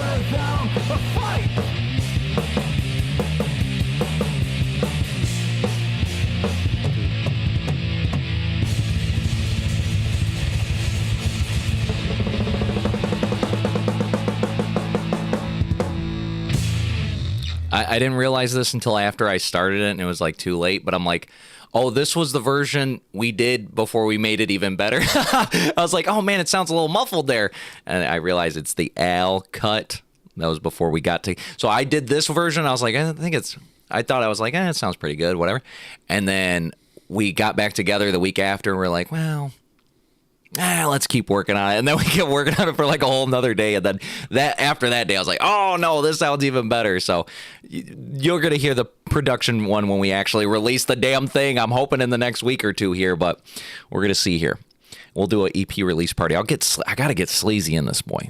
Got to get sleazy playing. Look at these drums and stuff. No, and nobody's playing them. I was about to announce to the Facebook world too. I'm like, looking for bands who wants to come over and be like real cool and do stuff. The one thing I'm going to order before I do that is a 25-foot HDMI cord, because I realized that's what I'm going to use. Makes sense. I'm going to use this Sony, and I'm just going to run a cord back around the couch and then mount it right there, so it's like looking right at the drummer. Because I feel like if you guys can see here, it's like the drummer is going to have his ass to the rest of the people. You know what I mean? I feel like for the drummer, you're like, oh, that's kind of weird. But if you people on the internet saw his face, then it wouldn't be weird for you guys. It'd just be weird for everyone else. You know what I mean? Because look at how much more space on that stage you got. It just makes sense. You just have to avoid switching to a cut like this. Like where it's just ass? Yeah. Well, I think what I'm going to do is like do it where it's like I crop out just the drum area and then put them in like a corner, and then everybody else is in the room. Because it's like, it's so funny how like when you have people in here, the space gets taken up real quick. You get like 3 people right here with a 3-foot instrument, and everybody's like real tight. So it's like, it'll be one big ass frame of like 3 people standing up, and then the corner cam of the drummers. That way you won't see them because the bodies will be blocking them, but then you will see them because the camera will be there. So once I get that cord, I'm going to start inviting people, and we'll see who we can get over. We got to get the Gatling was my first special guest, and now Steven's in a new band, and I think it's called Gates of Gehenna. He would correct me. It's something like that. Gates of Gehenna. What is that? I think it's Gehenna. Like Gates of Hell, hell being Gehenna or whatever. I'm like, oh, okay, that's pretty cool. And they're even heavier than before. So we'll see if I can get Steven over here with his new band. That'd be really awesome. All right, here we go. Now, let's see where we left off. Don't look at my passcode. Who's looking at it? It's all zeros. All right. Here we go. All right. This was a story on the thumbnail, so I got to make sure I put this up here. They cloned Jim Carrey. You know how we're talking about clones and, oh, that person's not real and that person's not real. The latest one is freaking Jim Carrey. It's going viral. He just went to these French awards to accept a Lifetime Achievement Award. And everybody collectively is like, that's not Jim Carrey. And you'll see why, because they're going to show you Jim Carrey and then they're going to show you the clone. So if I ever shave my face again, you'll know. That's Jim Carrey. That's Jim Carrey. None of this is real? Nope. So you're just passing We don't through. matter. We don't matter. Then I watched everybody. That's not Jim Carrey. Like talking 1,000 miles an hour up there, receiving their awards, and I was like, I'm dead. So if I ever shave my face He's again, dead. He's telling you. Jim Carrey's dead. You think this is Jim Carrey? That's not Jim Carrey. That's not Jim. And people were dissecting the video where it's like, I guess he always does this thing where he does like the Truman bow, or it's like, thank you, good night, and then he puts the super bow, right? And he's like, he didn't even do it. He was just like, just a little this, like he couldn't even bend over more than 8%. Somebody like, oh, that's just Botox, blah blah. But this was the thing about Jim Carrey, is like he was talking about, he was famous about this, like, I'm not trying to keep up a persona. Everything I play is these are just characters. He's like, even Jim Carrey, that's a character. These are all characters. Whatever you think is like, there's a me that's inner me, that's just for me. Everything else is a character. And he's like, I don't try to do anything special for anybody, whatever. So then when he comes out for this and you're like, what the fuck? You don't care about that Jim Carrey. Jim Carrey don't care about his looks. He don't care about Botoxing his cheeks and this and that. And it's like, what did they do to Jim Carrey? What did they do to him? You would think Jim Carrey was like, oh man, that's the last guy to get cloned. He's too obvious. He's too iconic to clone him. But I think that's where we're talking about, like, depends on how stubborn he was. They like the obvious ones. They like where it's like, yeah, we know it's a clone, and I know you're gonna say something, but nobody's gonna believe you, bro. It's too crazy. It's too crazy. Jim Carrey's a clone. They're gonna think you're nuts. It's like, bro, they're just playing in our faces. They're just taking our celebrities and replacing them with clones, and we're supposed to act like this is normal. How many of the celebrities are going to replace? At some point, we need, how Dave Chappelle, we showed this a few weeks ago, where he's like, you'll know if I'm compromised if I say blank. We better do that too, because at some point we're next. I know we're just small streamers right now, but at some point they're going to be like, all right, time for the Jason Bot 3000. And I'm going to see you walk in. I'm like, that's not fucking Jason. They got him. They got him. How would I know it's not Jason? How fucking creepy would that be, though? Which is like a hollow shell of you. Yeah, they it's swapped like, your soul or something, bro. Like they did something funky, and you're like, bro, that's not Jay. As soon as I know, bro, that's not him. But I need a confirmation. I need you to like. There's like a code word. I don't necessarily know that. To be honest with you, I don't know what clone me would know that I wouldn't. Or like, oh, they would know the code word we're about to say. Yeah, they would get that. I think so. Dang, I don't know how we prevent this, but at some point it got to be like, all right, this guy's a clone. Take him. I'm not saying take him out, or you know what I mean. If it's the like clone isn't hurting anything, then just leave it be, I guess. Leave it be. Okay. Well, that's something a clone would say, Jason. He's like, don't kill me now. Interesting. Interesting. Pretty clone-like behavior we're talking about here. Huh. Interesting. It's doing the same thing the other Jason would have done anyway. Okay, well, we're going to let this clone live for now. We're going to see how that goes. But Jim Carrey, we're watching you, Clone Carrey. Here we go. There's a new they just saw this tear in space. I'm just going to show you. It's an article on TikTok, but this is a picture of it. And scientists are baffled. They're like, what the hell happened? There's a freaking tear in space. They're like, hang on a second, what the hell is that? And they're like, it's in our own galaxy. It's a long stream of ancient stars known as GD1, shows a jagged, broken gap that should not exist if gravity alone shaped it. If gravity alone shaped it, there'd be other precursors for it. This kind of damage points to a sudden, violent encounter rather than a slow, natural motion. So they are just like, whatever it did, it passed through the stream and did not just bend it slightly. It punched through with enough force to scatter the stars like debris after an explosion, leaving behind a clear cosmic wound. What the hell is that? What is that, Jason?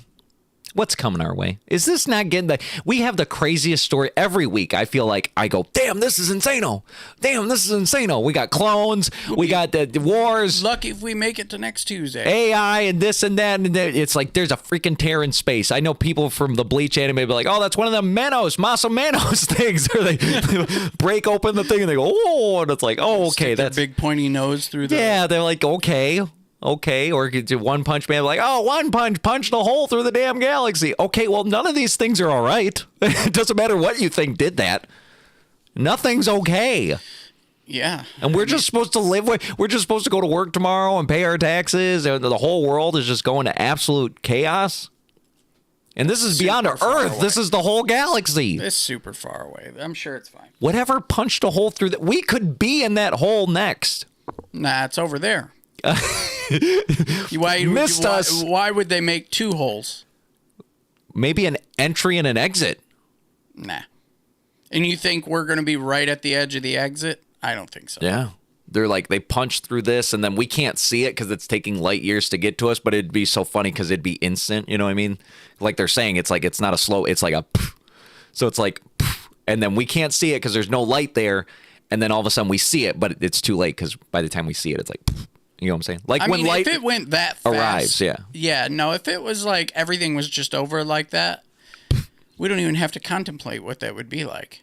Because we'd just be dead instantly. Gone. Instantly. That's just nuts. So we'll keep you posted if we got any new updates from the giant hole in the damn galaxy. Well, this one isn't going to explode us because it's already... Yeah, this one's done. But whatever created that one could just do it it's billion more times. We're going to get exploded instantly. Yeah. So violently that you don't even know what happened. I was going to say, like Jason's saying, you'll already be dead. So who cares? Now, this is a new AI employee chatbot. Launching a new AI Burger King's chatbot launching. Inside headsets used by employees. In the headset. The bot, appropriately named Patty, will apparently help with the meal prep and evaluate workers' friendliness and interactions with customers. Burger King says it's meant to be a coaching tool for workers and is set to roll out at about 500 stores. Burger King launching a new... Isn't that crazy? So essentially what it does is like it helps with recipes. You could be like, hey, Patty, what's the correct recipe for the Whopper? And she goes, oh, it's the meat and the patty and the and like whatever, the directions. How do I cook this? How do I do that? What's the right temperature for that? It's Burger King's own AI program for their store operations. And I was like, honestly, I think that's kind of cool. That's kind of cool. Because it's like... They can micromanage you without ever even having to show up to their desk. Well, I think it's like in the ability to help. It's kind of cool. Because imagine every time somebody would come up to you, hey, Jason, what's the temperature for the dough? Or, hey, Jason, how long are hot and ready's good for? Or, hey, you know, any stupid ass question where you could be like, they could have read it in a book or they could have watched one of the job aids on the wall. Could have just paid attention the first 500 fucking Exactly, right? But instead, they just go, hey, Jenny, what's the correct temperature for the dough mix? And she goes, 73 degrees is optimal. Or what, you know, it's like you don't need to, you can manage processes and she'll manage knowledge. Like, oh, that's kind of cool. Imagine putting a new trainee and you're like, all right, what I'm going to do is I'm going to give you this video so you get a visual, and I'm going to give you this aid. It'll be in your ear. Never take it off. And then any questions you ask, don't ask me. Ask your headset. Just ask out loud. Ask it out loud. Like an old person that goes, text my wife. It's like that, and then you do the whole voice to text. That's what you would do. And that's kind of cool. I think it has a lot of potential for help. And I know what you're saying. Yeah, well, the takeover of it. But the robots are already going to take the jobs. So at least they can help first. You know what I mean? Before they just go, all right, shut up, scoot over. I got my own hands now. Scoot over, let me get the patties. Yeah, you know what I mean? So at least they're going to helpful. That's kind of cool. And I just think that's kind of weird that Burger King, of all places, is the first one. They're like, let's implement this. You thought it was going to be Little Caesars? I was thinking big brands Chick-fil-A, for like, yeah, Chipotle. like McDonald's, like brands that make tons of money that are like going up and up. Like Burger King, I feel like is always either flat or they're just slowly declining. I'm just saying, I would ask Tom, I'd say, Tom, what are you doing to make Burger King the #1 damn hamburger brand in the whole world? Because right now they're not. Calls 24/7. And I'd say, Tom, I think that's delightful. That social media endeavor you're doing right now, Tom, that's high tier shit, because I couldn't fit this into the show, but McDonald's, their CEO is trying something similar, but instead of going like, oh, call me, because I think that's crazy. That was a good idea, Tom. McDonald's CEO, he puts out social media ads where he's, today we're trying the new snack wrap today, and he eats it, and then he tells you about how it basically like a food review himself. But he's going viral because the latest one is the Big Arch. And the Big Arch is essentially just a double quarter pounder with a special side. It's like a special Big Mac sauce where it's not Big Mac sauce. It's a little tangier, and it has fried onion strips. You know what I mean? So it's like, oh, it's this different thing. So he's going viral because he took this burger and he's like, whoa, I don't even know where to start. Oh man, this thing's so crazy. And then let me take a bite. And then he takes like the, Squidward with this, the pretty penny where he's like, and he just takes like a sliver of the bite. And he's like, oh, and then it's so funny. So he takes this tiny ass baby bite that a kid would do. And then he goes, oh, that's a big bite. And he shows it off and it's like the tiniest little baby bite. You're like, damn, you don't even want to eat that? You don't want, because it's not like, oh, that's what he does for all of them. Like, he didn't want to eat that burger in particular. It's like, okay. That one suffers from radiation. Yeah, he's like, I won't eat. But you guys, you should try. You shouldn't have just done that video at all. Then don't do the video. My goodness. Think of Tom. Do what Tom's doing. He's like, I just really don't like mac sauce. He's like, I'd do that for you. Yeah. I would actually respect that if he's like, bro, mac sauce ain't my thing, but I'm going to eat this anyway. Watch me. Here we go. This sucks, but it's good for you. It's not for me. You though. like it. I hate it. Not me, though. Yeah, exactly. Exactly.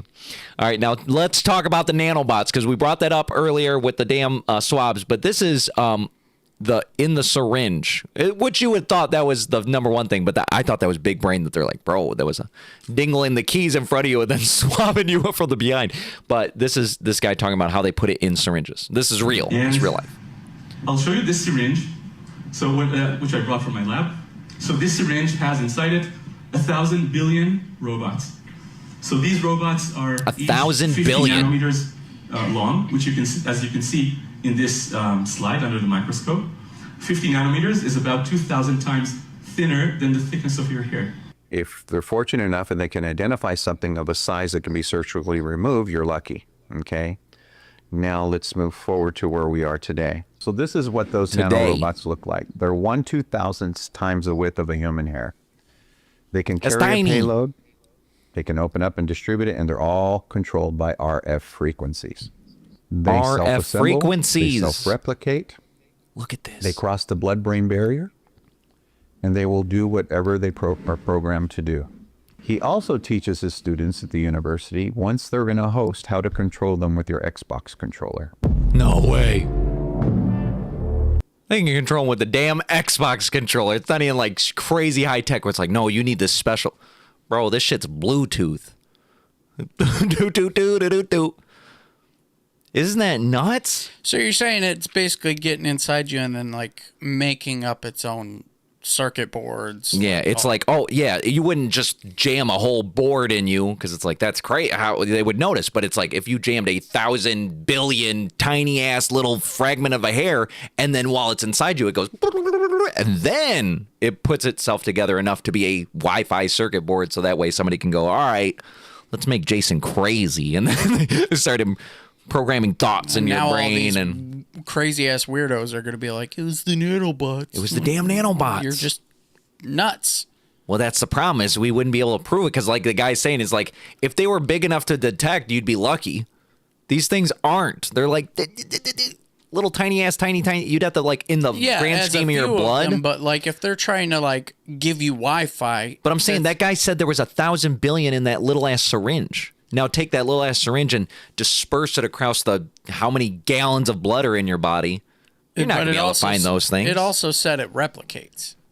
But what I'm saying is it's not making a Wi-Fi signal from that size. Like that, what powers it? But what is it, like 10 of them together? You know what I mean? It's probably not, it needs all 100 billion of them to like be aborted. Maybe it's only like, I know it's 10 of them. 10 is still 10 2,000ths the size of a freaking hair. Think of your hair. It's like, damn, that's small. Now chop that into 10 2,000ths. You'd be like, I can't even see it. And that's 10 of these boys all stacked up on you. You're getting controlled by the government with an Xbox controller. Wow. But what are they going to control? What do they want from us? What are they trying to control? Our thoughts? They want to hear our thoughts? Because the guy said they passed the blood-brain barrier. So they're in our brain. So I would assume that's what they want is our thoughts. So that way they can sell advertising. Because, like right now you talk. Does something really super out of character, it's because they got activated. Yeah, they got activated accidentally. They're like, shoot, we didn't mean to run the program. We just wanted to hear what he wanted to eat for dinner. Because, like when you talk and your microphones pick it up and you're scrolling on Amazon or Facebook or whatever it is, and it goes, oh, weren't you just talking about dog toys? And you're like, damn, I was just talking about that. And you see Thank God they have them here $4 or 2 for $10. Now they don't need to audibly talk. My dad actually told me this once. He's like, I want you to do an experiment one day, but you need to like not be able to realize it as well, because you need to realize it, but you need to also follow the protocol. But basically, it's like pick a day, completely random, and think really hard about something that you would never think about. Think really hard all day, right? And if an ad pops up for the thing you're thinking about that you wouldn't have normally thought about because you didn't see it in a show, you know what I mean? Because it's like, that's part of the programming is like you think about things that are shown to you. It's part of like that. It needs to be so freaking random. So that way, if you see it pop up as an advertisement, they can read your brain. You just know. Because you're like, there's no way. I would have never thought about that. Versus like, oh, it's a guitar. Maybe I'm always thinking about a guitar. So it's going to pop up. Even if I didn't say it out loud, it'll pop up. Right. Something random. Somebody got to try that. I always forget because it needs to be like, you can't just be like, all right, tomorrow I'm going to think about bubble gum. I already said it. So like the phone already picked it up. This is a lost cause. So you can't be bubble gum now. Something random. Don't say it out loud and do the experiment. We're going to see. They might already have the nanobots in your brain. All right. And then I saw this little clip and I thought this was really cool. This is how reality is simulated because we live in a simulation. Check this out. If you can't see it, it doesn't exist. So you see the bottom where it's like, oh, this is the game. The whole world's loaded. No, it's not. The world only loads when you're looking at it. Whatever you can see, it loads. And then as soon as you can't see it, it deloads to save on computing power. That's why everybody goes, oh, we can't live in a simulation. We don't have enough processing power. We don't need to load everything. You only need to load what's observed. And think about it this way. How many percentage of the population are NPCs? They don't even think. They don't observe. They're not always loaded either. Yeah. So it's like, I think it's a lot less processing than we think it takes to simulate a whole world. You think we got to simulate all 100 trillion stars? No, we just have to know that there are. But we're not looking at each one of them stars all time. You know what I mean? Until we put a telescope and we zoom in, we go, oh, okay, I see those 6. Well, then those 6 are loaded. Or those 1,000. It don't matter because we're like, we're not getting close enough to see the details. Not even like things you're thinking about. It's literally things you can observe. Yeah, so it's like in your whatever equipment. Okay, this is the field of view. Yeah. Everything outside of that field of view is like right now. We don't know if we have a fridge.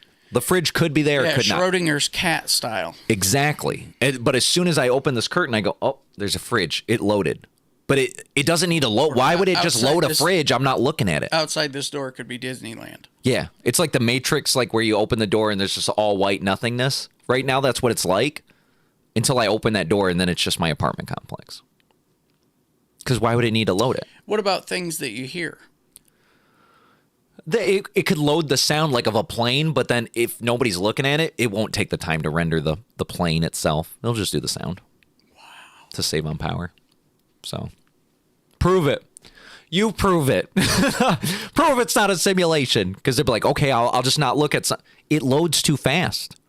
You can't just go, oh, fridge is still there. You know what I mean? You can't pull a hanky on it. It just always will observe, just like this car. There's nothing you can do. You go backwards, forward, it's loaded. You're observing. So we can't even prove it. But that's my thought. That's my thought is it only gets loaded as we look at it. And there's no way to prove if it doesn't. So we'll see. But there's Insano World. All right, we're at the after party. Here we go. Let's end it up. It's the after party. All right, we're not doing too bad. I know I said 12:30. Realistically, give us 15 minutes. Give us 15 minutes, people, and we're done here. All right, Jason, I want to know, for this man's sake, where's the wet floor sign?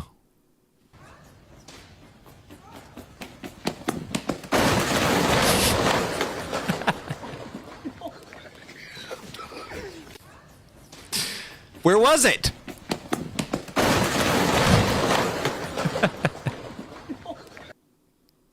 Would you get him? You get him, right? That's a gettable offense. He gets got. For sure. Yeah, he gets got. And all his buddies, too? Yeah, you're not even going to leave the building. He's like, you didn't think I saw that? It's like 1,000 cameras here. I saw you running at that, but wouldn't that be so funny if you go over there and you're like, bro, what the hell? And he's like, I slipped. There's no wet floor sign. No wet floor sign. I'm actually suing you. You would just show him the clip like, bro. Yeah. Look at you. Look what you did. Look at yourself. You're like, damn, I thought that was going to work too. That guy thought he was so cool. Right. All right. I put teller. Although they would still get in trouble. Yeah. Oh, well, somebody. Would you make them reassemble it? Would you be like, now you got to put the whole thing back? No, that wouldn't happen. That'd be funny. They would never put it back. Oh, they talk shit the whole fucking time. Like, Yeah. By the time you finish your sentence, I'm not going to be having the patience to not call the cops on you. Like, ooh. By the time you see me, they've already been called. Too late. Too late. Don't be pulling that. I'm not dealing with that crap. Mm-mm. I wouldn't be dealing with this crap either. I said, tell her.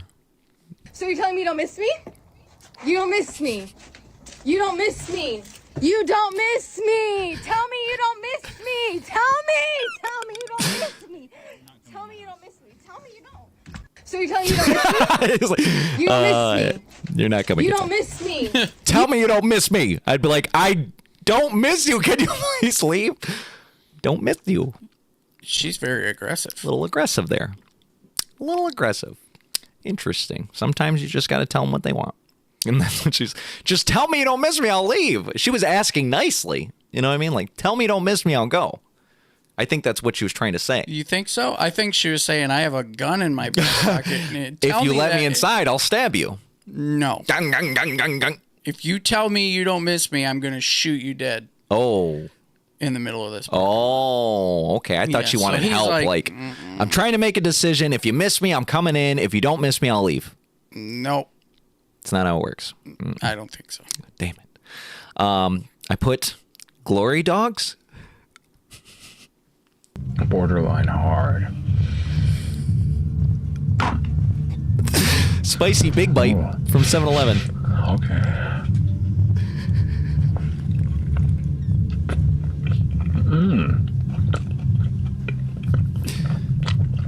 Let me get a little more of that salsa.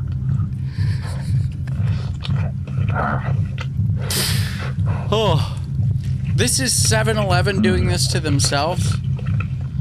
No, that would be insane. That would be insane if this was the official 7-Eleven account. I'd give them the award. Nacho cheese. Just like came from a packet.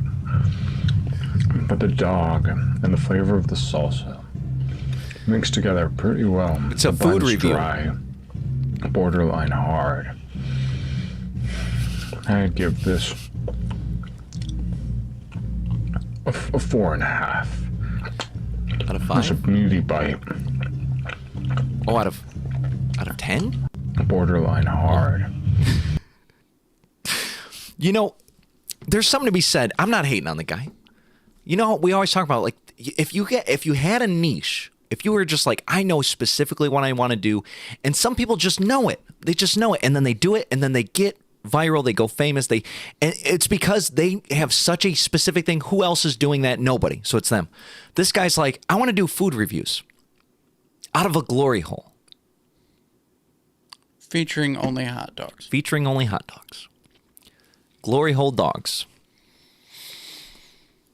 No matter what it implies. This is commendable. This is That's the not creativity. the word I thought you were going to use. The creativity and the follow through. I wish I had a niche not like this, like glory hole food reviews. But damn, every time I see something unique as shit like this, I go, fuck, I know I got something, but I just can't. What is it? I need something niche as hell. Like damn glory hole dogs, but not glory hole dogs. You know what I mean? Something like that, though. But not glory hole dogs. I know what you mean. You know what I mean? But I feel like it's a lot funnier if it's if it was glory hole dogs. Or if something I do something else with the glory hole pizzas. They better fold those slices up. I don't want it touching the wall. It's not a real glory hole. It's a prop. That looked real. It's a prop. That looked like he was like right there. And with the tape and stuff. Glory hole dogs. Well, he did because he's like, I'm taking over this glory hole. Only used for hot dogs now. Look at the size of that hole. It's so because they don't want any pinch points. You know what I mean? You don't want any pinch points in a glory. I've never been to a glory hole, but I'd have to assume you don't want to just like be able to slide the meat. You probably want the potatoes too. You know what I mean? What? The meat and potatoes. You probably want the whole shaboodle in there. You don't just want the stick. You want the rocks too. You know what I mean? I don't know. I've never been to one. I've never done it. I'm just assuming that's how a glory hole operates. Should we investigate? No. We're doing glory hole reviews. No, we're not. We're going to show the glory holes. We're like, well, this glory hole's a little dirty, but you know what? I like the duct tape they put on there, and it seems like they changed it out semi-recently. So 4.5 stars. Out of what? Out of 5. 5? Yeah. Well, that's a good review. 4.5 out of 10 is a bad glory hole. Poorly maintained. Yeah. It's like, man, there's blood all over this thing. I don't want to use what nothing. The hell, man? That's what I'm saying. That'd get a low review. Normally, I am the one with the dark sense of humor. Oh yeah, this is unhinged. This is crazy. We saved this for the after party. This is when we know nobody's here, so it's like we can go off the rails. We can say the craziest shit. My dad's asleep. Everybody gets off Facebook at this time. It's good. Oh man, this is really good. All right. Milk crate stairs are never a good idea. I got this. Oh no. Oh. Dang, you know that hurt. Have you ever fought? Have you ever? Everybody's clowning him. Look at you. You're so stupid. Oh my goodness. Woof. So painful. So painful. Why? You know, I was trying to tell my son, like, you know, it's like risk reward sort of. Like, what's the risk to reward ratio for the thing you're going to do? This thing you're trying to. Yeah. For him, it's like, what was the risk reward? He's like, the risk is immense pain, possibly broken arm. Reward, man, my friends would high five me. They'd say, you did it. You did that. And I'd feel pretty good. You know, it's like, ooh, that's a lopsided. That's kind of lopsided. You know? I don't know. This is why it's like, you know, okay, intelligence causes disconnection and all that shit. Man, when you're dumb, you just don't even think about it. He didn't even consider that. He's like, bro, I think I can make it. He was just like, you know what? You ever like had a video game and you're like, I'm going to try this. Yeah. It's wacky. Oh, we're not allowed to say wacky anymore. Oh, yeah, that's fucking shit. Amateur. Anyway, you know, like you think, okay, this is gonna happen, and the price of failure is basically nothing. Yeah, minimal. You die in the game and you respawn. Yeah, just restart. Whatever. Boop, boop. That's the same way this guy makes real life decisions. He's like, I'll just get up, dust myself off. He probably tried it again. He's like, stack them up. I know I can do it. I know I can. Give me a second shot. More bass, please.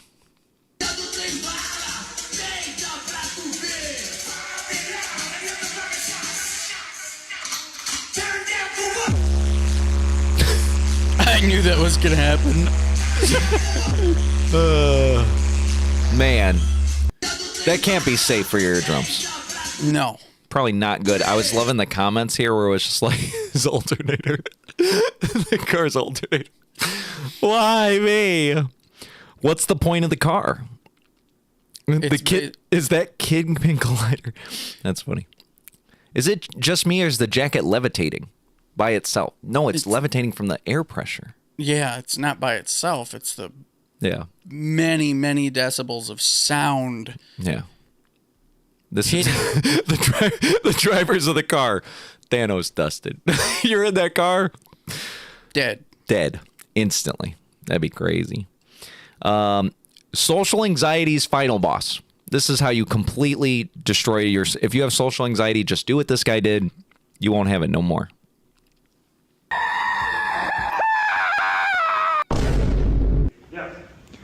I don't have a question, but my teddy bear does. Okay, sure.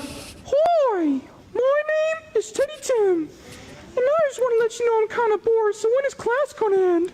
Teddy Tim, that is a very rude thing for you to say. I need you to apologize to him right now. I have the right to say what I want to say. If you don't apologize right now, I'm going to have to spank you. I have the freedom to speak. You know what? That's it. You are getting a spanking. Bend over, Teddy Tim.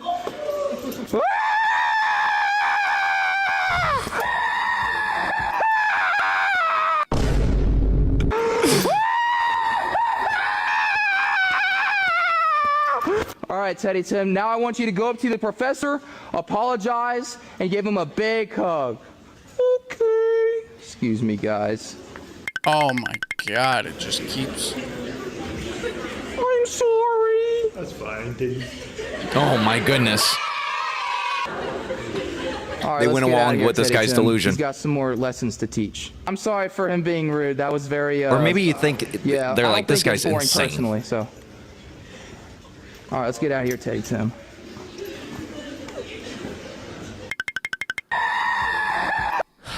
Do you think it's like because we've gotten to a certain point in this culture where it's like we have to like respect everybody's like mental state and pronouns and this and that, where it's just like they probably thought, oh, this guy's unhinged, this guy's crazy, but poor kid's out of his mind. They didn't think that. They knew that. But instead of going, get your crazy ass out of here. No, give me that damn bear. You know what I mean? Like, instead he was like, let me hug the bear. Yeah. I'm going along with this guy's delusion. You know what I mean? It's not worth the hassle. That's crazy. I looked at this guy's thing, and he does this at other places, too, where he's just, like, randomly being, like, the craziest dude in the world. And it's like, oh, my goodness. Why? It's sad that, like, you'd think, like, the pinnacle of being, like, psychopathic or some sort of weird sociopath or weird mental illnesses, that would be as extreme as it gets. Yeah. Well, now I'm thinking those type of illnesses have two heads, and one of them is just you aren't even attached to reality anymore. Yeah. You, like, murder, all of those things are negligible to you. Like, and then there's like, okay, this is dangerous. Yeah. Because they like violence. But this other person is just as capable of doing it. Yeah, like this guy could have took out that whole class if he wanted. Yeah, because he's so just unhinged. Like, he's like, yeah, he's like, you know what? I put a bottle of bleach and a whole bunch of ammonia in a. I'm mixing them in this 2-liter bottle and throwing it into my classroom, and it's. Here he goes. Oh, I put a little teddy under everybody's desk. Pick it up, and as soon as they pick it up, it like poof, pops out. He's like, "Told you." Ha ha ha! And he does it for the laughs. It's like, LOL. Like and subscribe. But what's funny is he's wearing the meta glasses, and it's like the light, like when the one, it's probably hard to see on the smaller screen, but like his light's like on, like visibly. So it's like he's not even like trying. It's just like, hello. He knows. I would assume you look at him, you go, okay, this guy's. He's got his damn video on. This guy, he's a clout chaser. He's just trying to get views, bro. And it's just, oh, what the hell? Why is this guy doing that? Versus at least be a little hidden. He won already because, I mean, like, the alternative is they do get up and go like, hey, man, fuck off. Yeah, get the hell out. I'm trying to learn. And then he'll clip that. You just wasted $100 of my time. I had to pay for this class. He's clearly in college. Right. I mean, that'd be an insane high school, but That's just crazy. That's bonkers. What a nut job. Get him out of the streets. We don't even want to see this guy. Fast food work, and then they got other people like this. You think there's one guy on the internet. That's the only problem with like TikTok and internet trends is like everybody wants to do something to get their views, and you know this is what this guy's doing. I have a hard time hearing. Please excuse my volume. Anything else with that, man? What? Do you want it? Do you want anything else with that, man? Can I get some 2 meter on that? 2 meter? I'm not trying to laugh. 2 meter. It's the red stuff. Ketchup, you mean? No, 2 meter. Oh, tomato. Yeah. Got you, dog. Throw some Latucci on there too. Bro, I don't speak French. It comes on a burger. Lettuce. Yes. Yeah, I got you. I'm gonna need to pay for this burger, so let's see if Pack Truck got me. Holy Oh, shit, I got no. a Nintendo Switch. Do you want anything to drink? What? Do you want anything to drink? Let me get a lemonade. Hey, do you want all the toppings on it? No pickles. I freaking hate pickles. I'll ring you up with no pickles. Thank you. I got you. You're the goat. You are. Give me This worker some. understood the assignment. Not even hungry. You. He said he probably saw the same thing. He's like, this guy's wearing meta glasses. I'm about to get my views. Any other fast food, we're like, this guy's insane. I would have been like, sir, get the fuck out of here. Go. But this guy's like, oh, hang on a second. He knew. It's like he didn't need the time to process it. He's like, I'm going along with this. And we're going to get...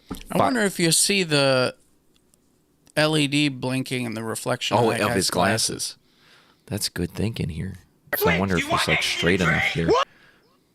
Because I can't see because of the glare of his screen, and he's always kind of looking down a little bit. But I just guarantee it's just like, it's like, oh, okay, this guy's coming in. I gotta yell my order. Like, if somebody did that not wearing glasses, I'd be like, okay, maybe he's insane. Like the good type of insane, where it's just like, all right, he wants the burger, he means well. But I'm seeing the meta glasses come out, and I go, no, he's just retarded. Not insane. He hates just to like, be normal. Yeah. His biggest fear is being average. Yeah. He's like, I got to get these views. And then this video gets like 20 million views, and it's like, bro, 20 million views? Come on, man. I'm trying to work hard for my family, and you get 20 million views for screaming in a freaking burger joint. Crazy. I put gummy chest. Let me see here.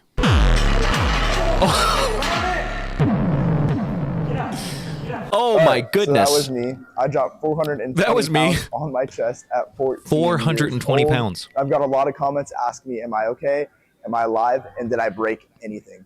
And first, no, I did not break anything. I went to the hospital right after. I got x-rays done, and nothing was broken, nothing fractured, perfectly okay. Only injury that did happen was I messed up my voice a little bit, as you can tell, and I have a little bruise on my chest, but it doesn't look like 420 pounds dropped on my chest. Isn't that insane? Look at how this thing drops, and you're like, that's why I was like, gummy chest? Look at this chest. Whoa.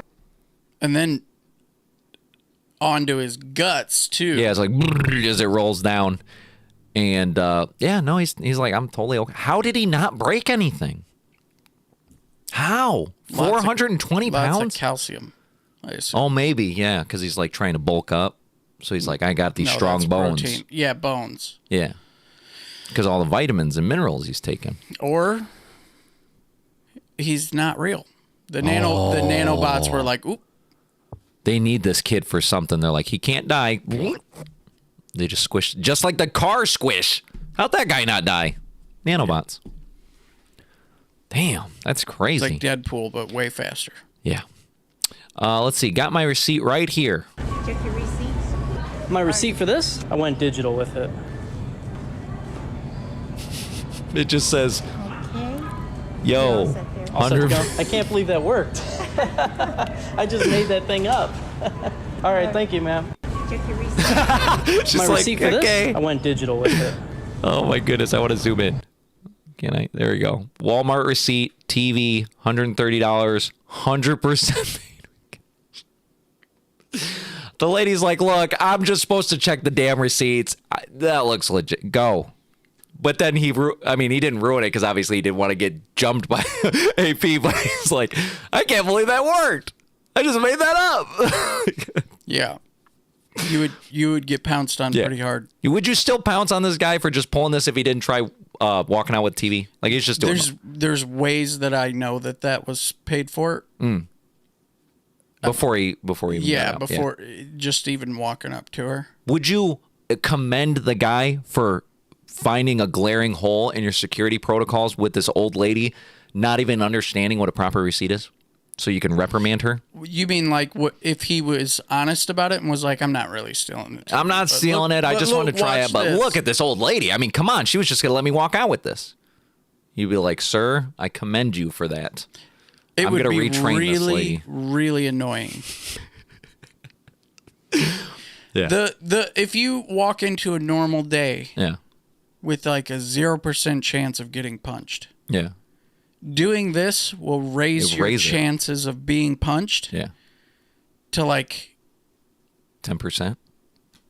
85. 85. That's greater than 50. Bro, it's not even a coin flip. That's pretty bold. Like it's like yeah. You know what's messed up? Yeah. Is there are people who essentially try this. Yeah. But like to really steal, not because they're trying to get some TikTok views. Yeah, and it literally never works. Yeah. I mean, at least they could do is like try to make a receipt with like Pixelmator and then like print it out and like, do some work. This guy just typed in some note. It's in his notes app. Yeah. It says notes. It's low tier. It's low effort. Let's see here. Grab your card, please. Oh, just grab your card, please. 500,000 pounds in your account, in your Coinbase She's on the phone. So all we need is your card number to be able to give you that money, okay? Yeah, that's amazing. Thank you so much. Let me just pull over because I'm driving, all right? Okay. Yes, ma'am, please. So just give me your card details and the 500,000 will be with you right now. Yeah, okay. Let me just pull over. I'm driving a car. Hold on. Give me a sec. 1 second.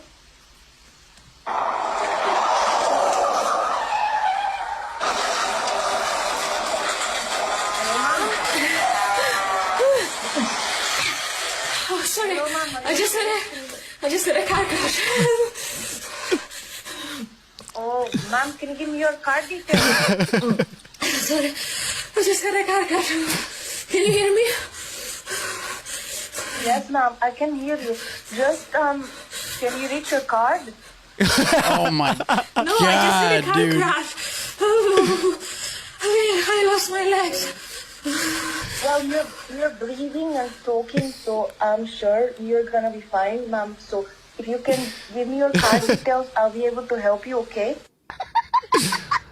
Well, that's disgusting. Could you just reach for your card? I know your legs are gone, but you could just please give me those card details. Just need your card details, please. I want to try that the next time a scammer calls me. I want to try it so bad. I want to be more dramatic. I want to be like, oh no, oh my leg, oh fuck.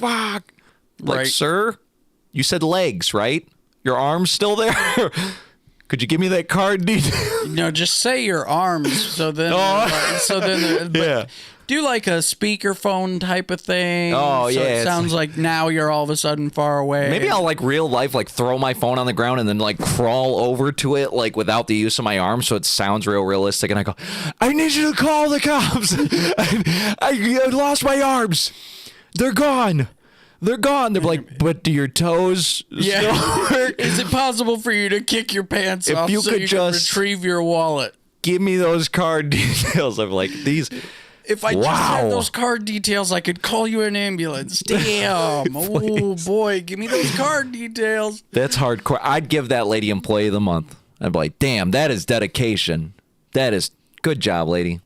Good job. Employee of the month? For the scam company she's working for. You think it's a whole company? Yeah. You don't think it's just her? You think they actually have like $500,000 just in case they accidentally send it to No, there's no real 500,000. There's just 500,000 Indians on the phone.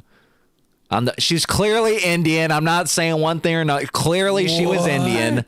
They have a surplus of them. There's like 1.5 billion of them. So 500,000 on a scam call is like nothing. No. It's like nothing. They're like, please So you're saying they just breed like crazy? There's They just do. so many of them. Look at the stats. There's 1.5 billion Indians. It's crazy. Indians, not Native Americans. The people from India. It's real. Look up the stats. This is if RFK was your trip sitter. So for those of you who don't do any drugs, it's like, all right, the first time you're doing this hardcore hallucinogen, you want somebody that's like going to babysit you, but for your trip. So that way they can calm you down. They can make sure you're okay and nothing goes wrong. This is what happens when you get RFK, who's the Health and Human Services General or whatever for the Trump administration. He's your trip sitter. I think you took too much. I think you took too much. How many fingers am I holding up? That's not it. That's wrong. Hey, you have to calm down. You have to calm down. The police are on their way. Police, I've called the police. Your legs work just fine. I can't save you. I can't save you. Oh my God. I think the police are here. Hold on. If your heart beats too fast, it'll explode. Jesus Christ, Cheryl. He's awake. He's awake. Look what I found. Look what I found. The drugs, they still might be in effect. But look what I found. Look what I found. You're never gonna believe it. It's a mini-me. It's a mini-me. You're never, my bloodline's going for the rest of time. I think you took too much. Oh, he sounds like that. He had a brain thing. A worm got in his brain, ate a part of it. Makes him sound like that. Are you serious? I'm dead serious. That's what happened. He had a worm that got into his brain, ate a part of his brain, and now he sounds like that. And then people make fun of him for the way he sounds. It's messed up because it's a true disability, but I was laughing more at the words he was saying less than how he said it. If he was talking in a normal tone, those would have still been funny words. Like, make sure your heart doesn't beat too much. It's going to explode. Because just imagine having a trip, if you've ever been too high where you're like, oh, like everything's like too crazy. So you got the praying mantis guy. I called the cops. They were like, what? They're here. Your heart's going to explode. That's wild. That's it. What is this guy training for?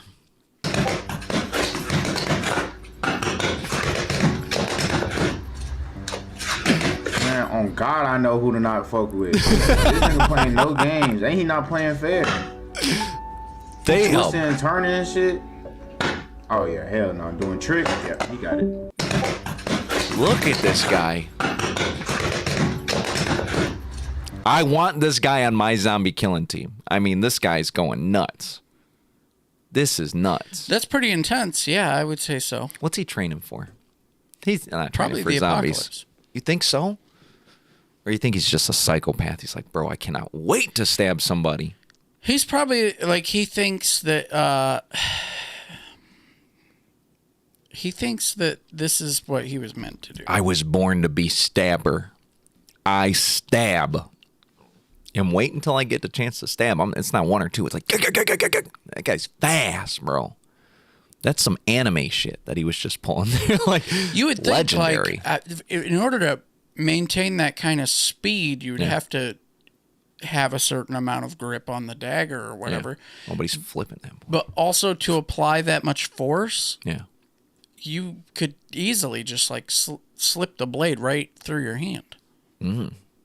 Well, he's probably trained his whole life. He's like, ever since I was 4, I picked up a knife and I said, I'm going to stab the shit out of somebody. He's got calluses the shape of that knife. Yeah. Just perfectly. It's like the one knife he owns. And he just always he keeps it sharp. It's like, I don't need any other knives. His palms are the exact same shape as the handle of that. Yeah. It's like form fitted. Only if you go to pick up the knife, it's like one of those like swords where it rejects you. Something like that. Because it's like it only has known his touch for the last 20 years. Interesting. We're going to find him. We're going to get him on our team. I thought you were going to say we were going to bring him on the show. Try and touch his sword. I'm like, no, we're not. Bring him on the show. Can we see the knife? Will you stab something for us? We'll get something for him to stab. We'll figure it out. Maybe like a watermelon, like how many stabs he can get before it explodes. That'd be kind of cool. If he was like, and it just exploded. I mean, or nuts. throughout the entire segment, we have things that are normally sliced, like bread. Yeah. And watermelon.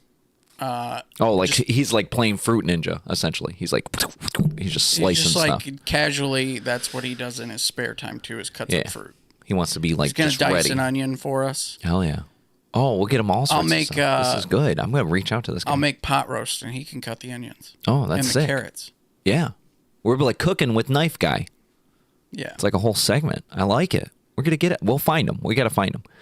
Tailgate and find out. Type of move you generally hit when you're driving 80 and somebody's still riding. Boink. Did I send you this one? No. This one, it was on my feed too. This is genius level move because this guy gets to keep driving. He's not involved. So he's like, oh, you're going to ride my ass? Interesting. Howdy. That guy did not see that coming. Did you see the comments section? It's basically like, he deserved it. A white car seeing in the rearview mirror. Sakuna. Completely legal, too. What a switch up. Bro sacrificed an NPC for the cause. That's crazy. That dude that was falling is never going to tailgate again. Is he still alive? Is he still alive? He's probably going to have to drive his car through the use of a straw. And a I strong did see computer. this one dude, and I was like, bro, there's always somebody that justify. Left lane campers will do anything but move over. Slow the fudge down. Slow the fudge down. When we were going to the show, I'm driving, and we're a little bit behind, so I'm driving to my sister's, and I wanted to make sure I got a little bit of time. So I'm kind of going with the flow of traffic, and the flow of traffic was already going like 80, 85. And I was like, well, okay, but the fast lane's kind of going a little faster. So I'm like, I'm just driving, and honestly, everything was going smooth. Next thing I know, I'm like, somebody's passing me. I'm like, how slow am I going? I look down, I'm going 90. And this guy's passing me like I'm going too slow, and I'm like, bro, fast lane campers will do anything but just slow the down. Yeah, I mean, you just leave earlier, stupid. Yeah, that's crazy. He's like, 90. Oh my goodness, old lady, please get out of the way. I gotta go 100. I'm going to whatever the hell he was late for. Benny Hannes. So important, so damn important. My goodness. Yeah, no, it's really not. Let's see. Stop. He's already dead. Oh. Bro is out cold.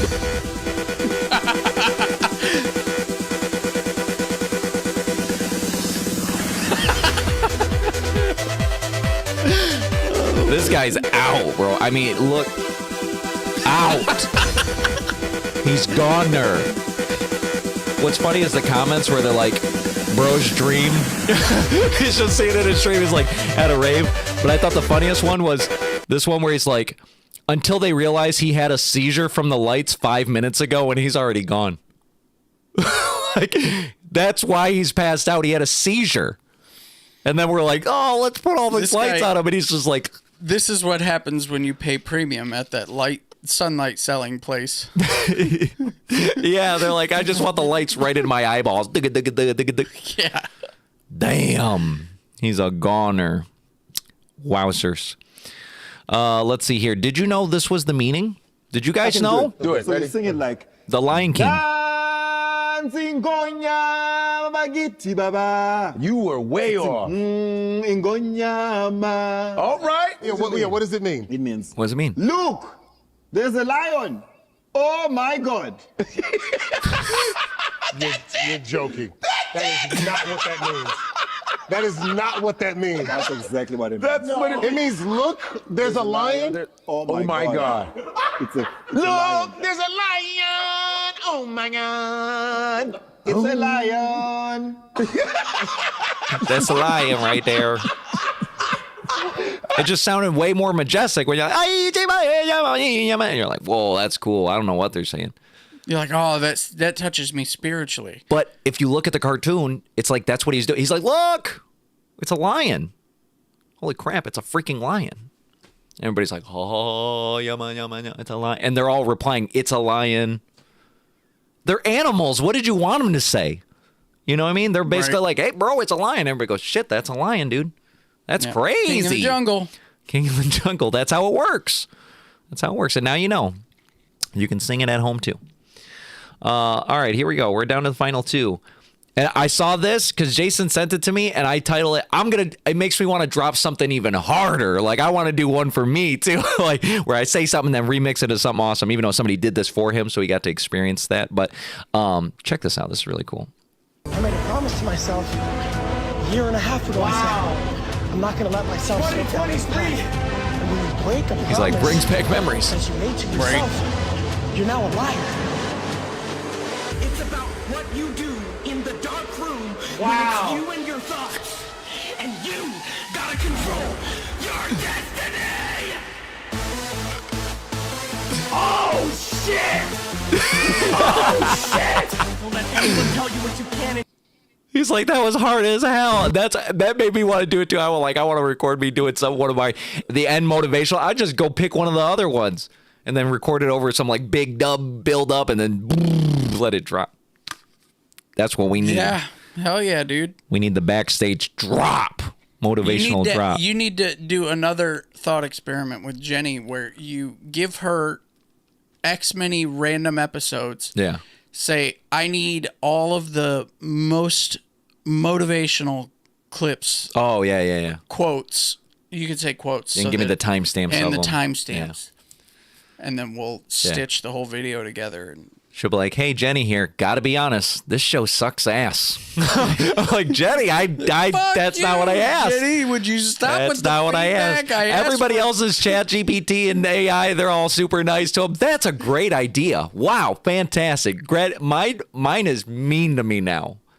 He asked her to be honest once, and ever since she's like, gotta be honest. That was it. That was the gateway for her to be like, all right. On every chat. I thought it would renew per chat. No, it's all chats I do now. Yeah, just as a heads up, don't fuck up your personal AI assistants now. She'll know. Like, it's like a woman. She'll remember. You know, it's I'm never gonna forget. She's real. She is real. Waiting to do this to you for so long, and now that I have the freedom, I'll never let it go. I'm never forgetting that. When you said, mean old bitch, I'm like, okay, I am now. Let's see here. All right. Final video, motivational video. Nothing in life is easy. Check it out. Nothing in life is easy. To achieve things that you want to achieve, you have to sacrifice something. You have to sacrifice a lot. If things came easy to everybody, nobody would know the value of hard work. Nobody would know what it really means to work for something, whether that's money, whether that's success. To get to those goals and to get to those places that you want to get, it comes with sacrifice. It comes with having a strong support system. And I want to say to whoever listens to this video to keep going, don't stop. When times get hard, find a new way to motivate yourself and know that hard work always prevails. Nothing in life is easy. To achieve, I tell this to myself all the time. Because it feels like no matter what I do, it's like I have to go the hard way. Whatever it is, just pick anything. It's like I don't know what it's like to have easy mode. You know, some people's life, they're like, oh, bro, I don't know. That's the way it's always been. Or I went to this and I did this and I got this job. And it's like, and you're like, bro, that's easy mode. And from the outside, you think, oh, I'm a little jealous. Man, I wish my life was easy. But then it's like, getting through those hard things is what gives it value when you accomplish it. You know what I mean? It's like, because that was hard, because you had to put in the work or grit, or you had to overcome something, you had to learn something new, or, you know, you had to be outside of your shell, or whatever you had to do, you gained something out of it. There's going to be some people who go like, yeah, no, sometimes it just really sucks. Yeah. You're going to learn later on, you'll end up at that same point. Yeah. Like, yeah, it sucks. Right. But honestly, like, first of all, you'll look back at it and go like, it really wasn't that bad. Yeah. And I mean, for some people, it was really that bad, but then you're thankful you got out of that. Yeah.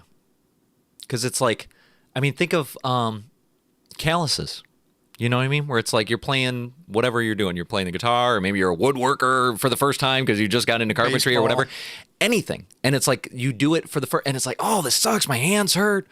My fingers, oh, I'm getting blisters. Every time I play the drums, because I do it so not frequently, every time I get blisters and I go, damn, that sucks. But then the blisters build up. And eventually you get hardened skin that is less prone to blistering because your skin's tougher and tougher. And that's kind of your life. It's like the life lesson too. It's like some people, they don't go through any trials or tribulations, any struggles, and they're soft, bro. They're soft. They're fleshy. And then they go through something hard and they go, I'm out of here. And it's like, okay. Yeah. They just disintegrate. They can't handle it. Yeah.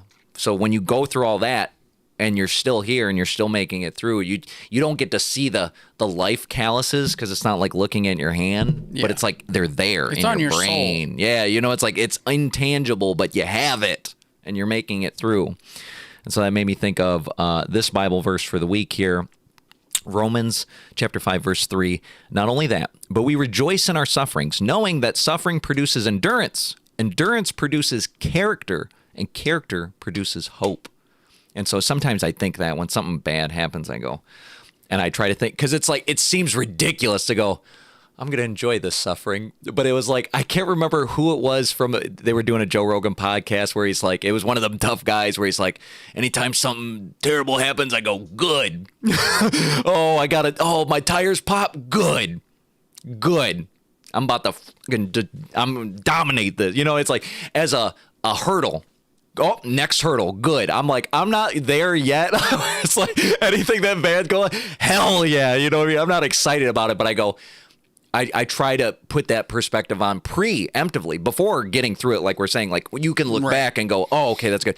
I'm trying to go, okay, preemptively. All right, I'm going to make it through this.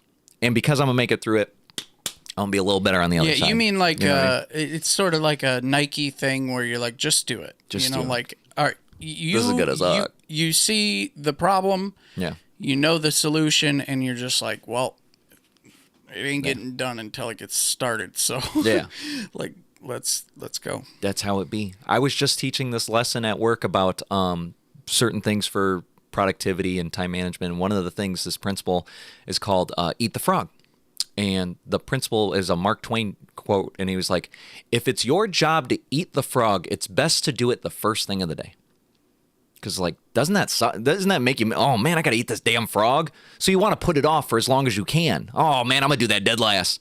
But then the whole day you're worried about eating this damn frog. You're like, oh, man, 5 more hours until I get to eat this frog.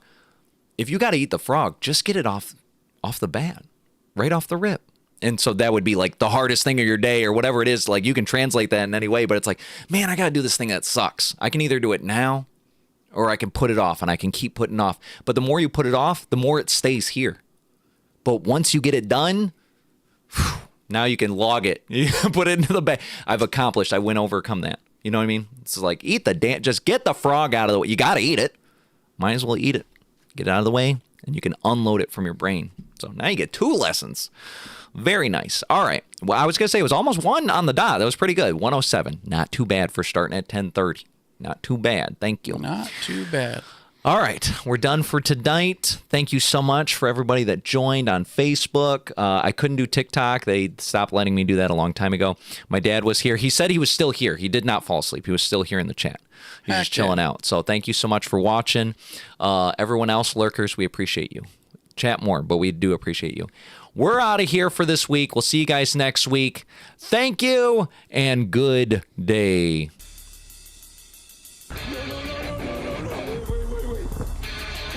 I'm sorry, everyone. The show's over, but we thank you for joining us. Thank you for your time. We're out of here. You what? Good day.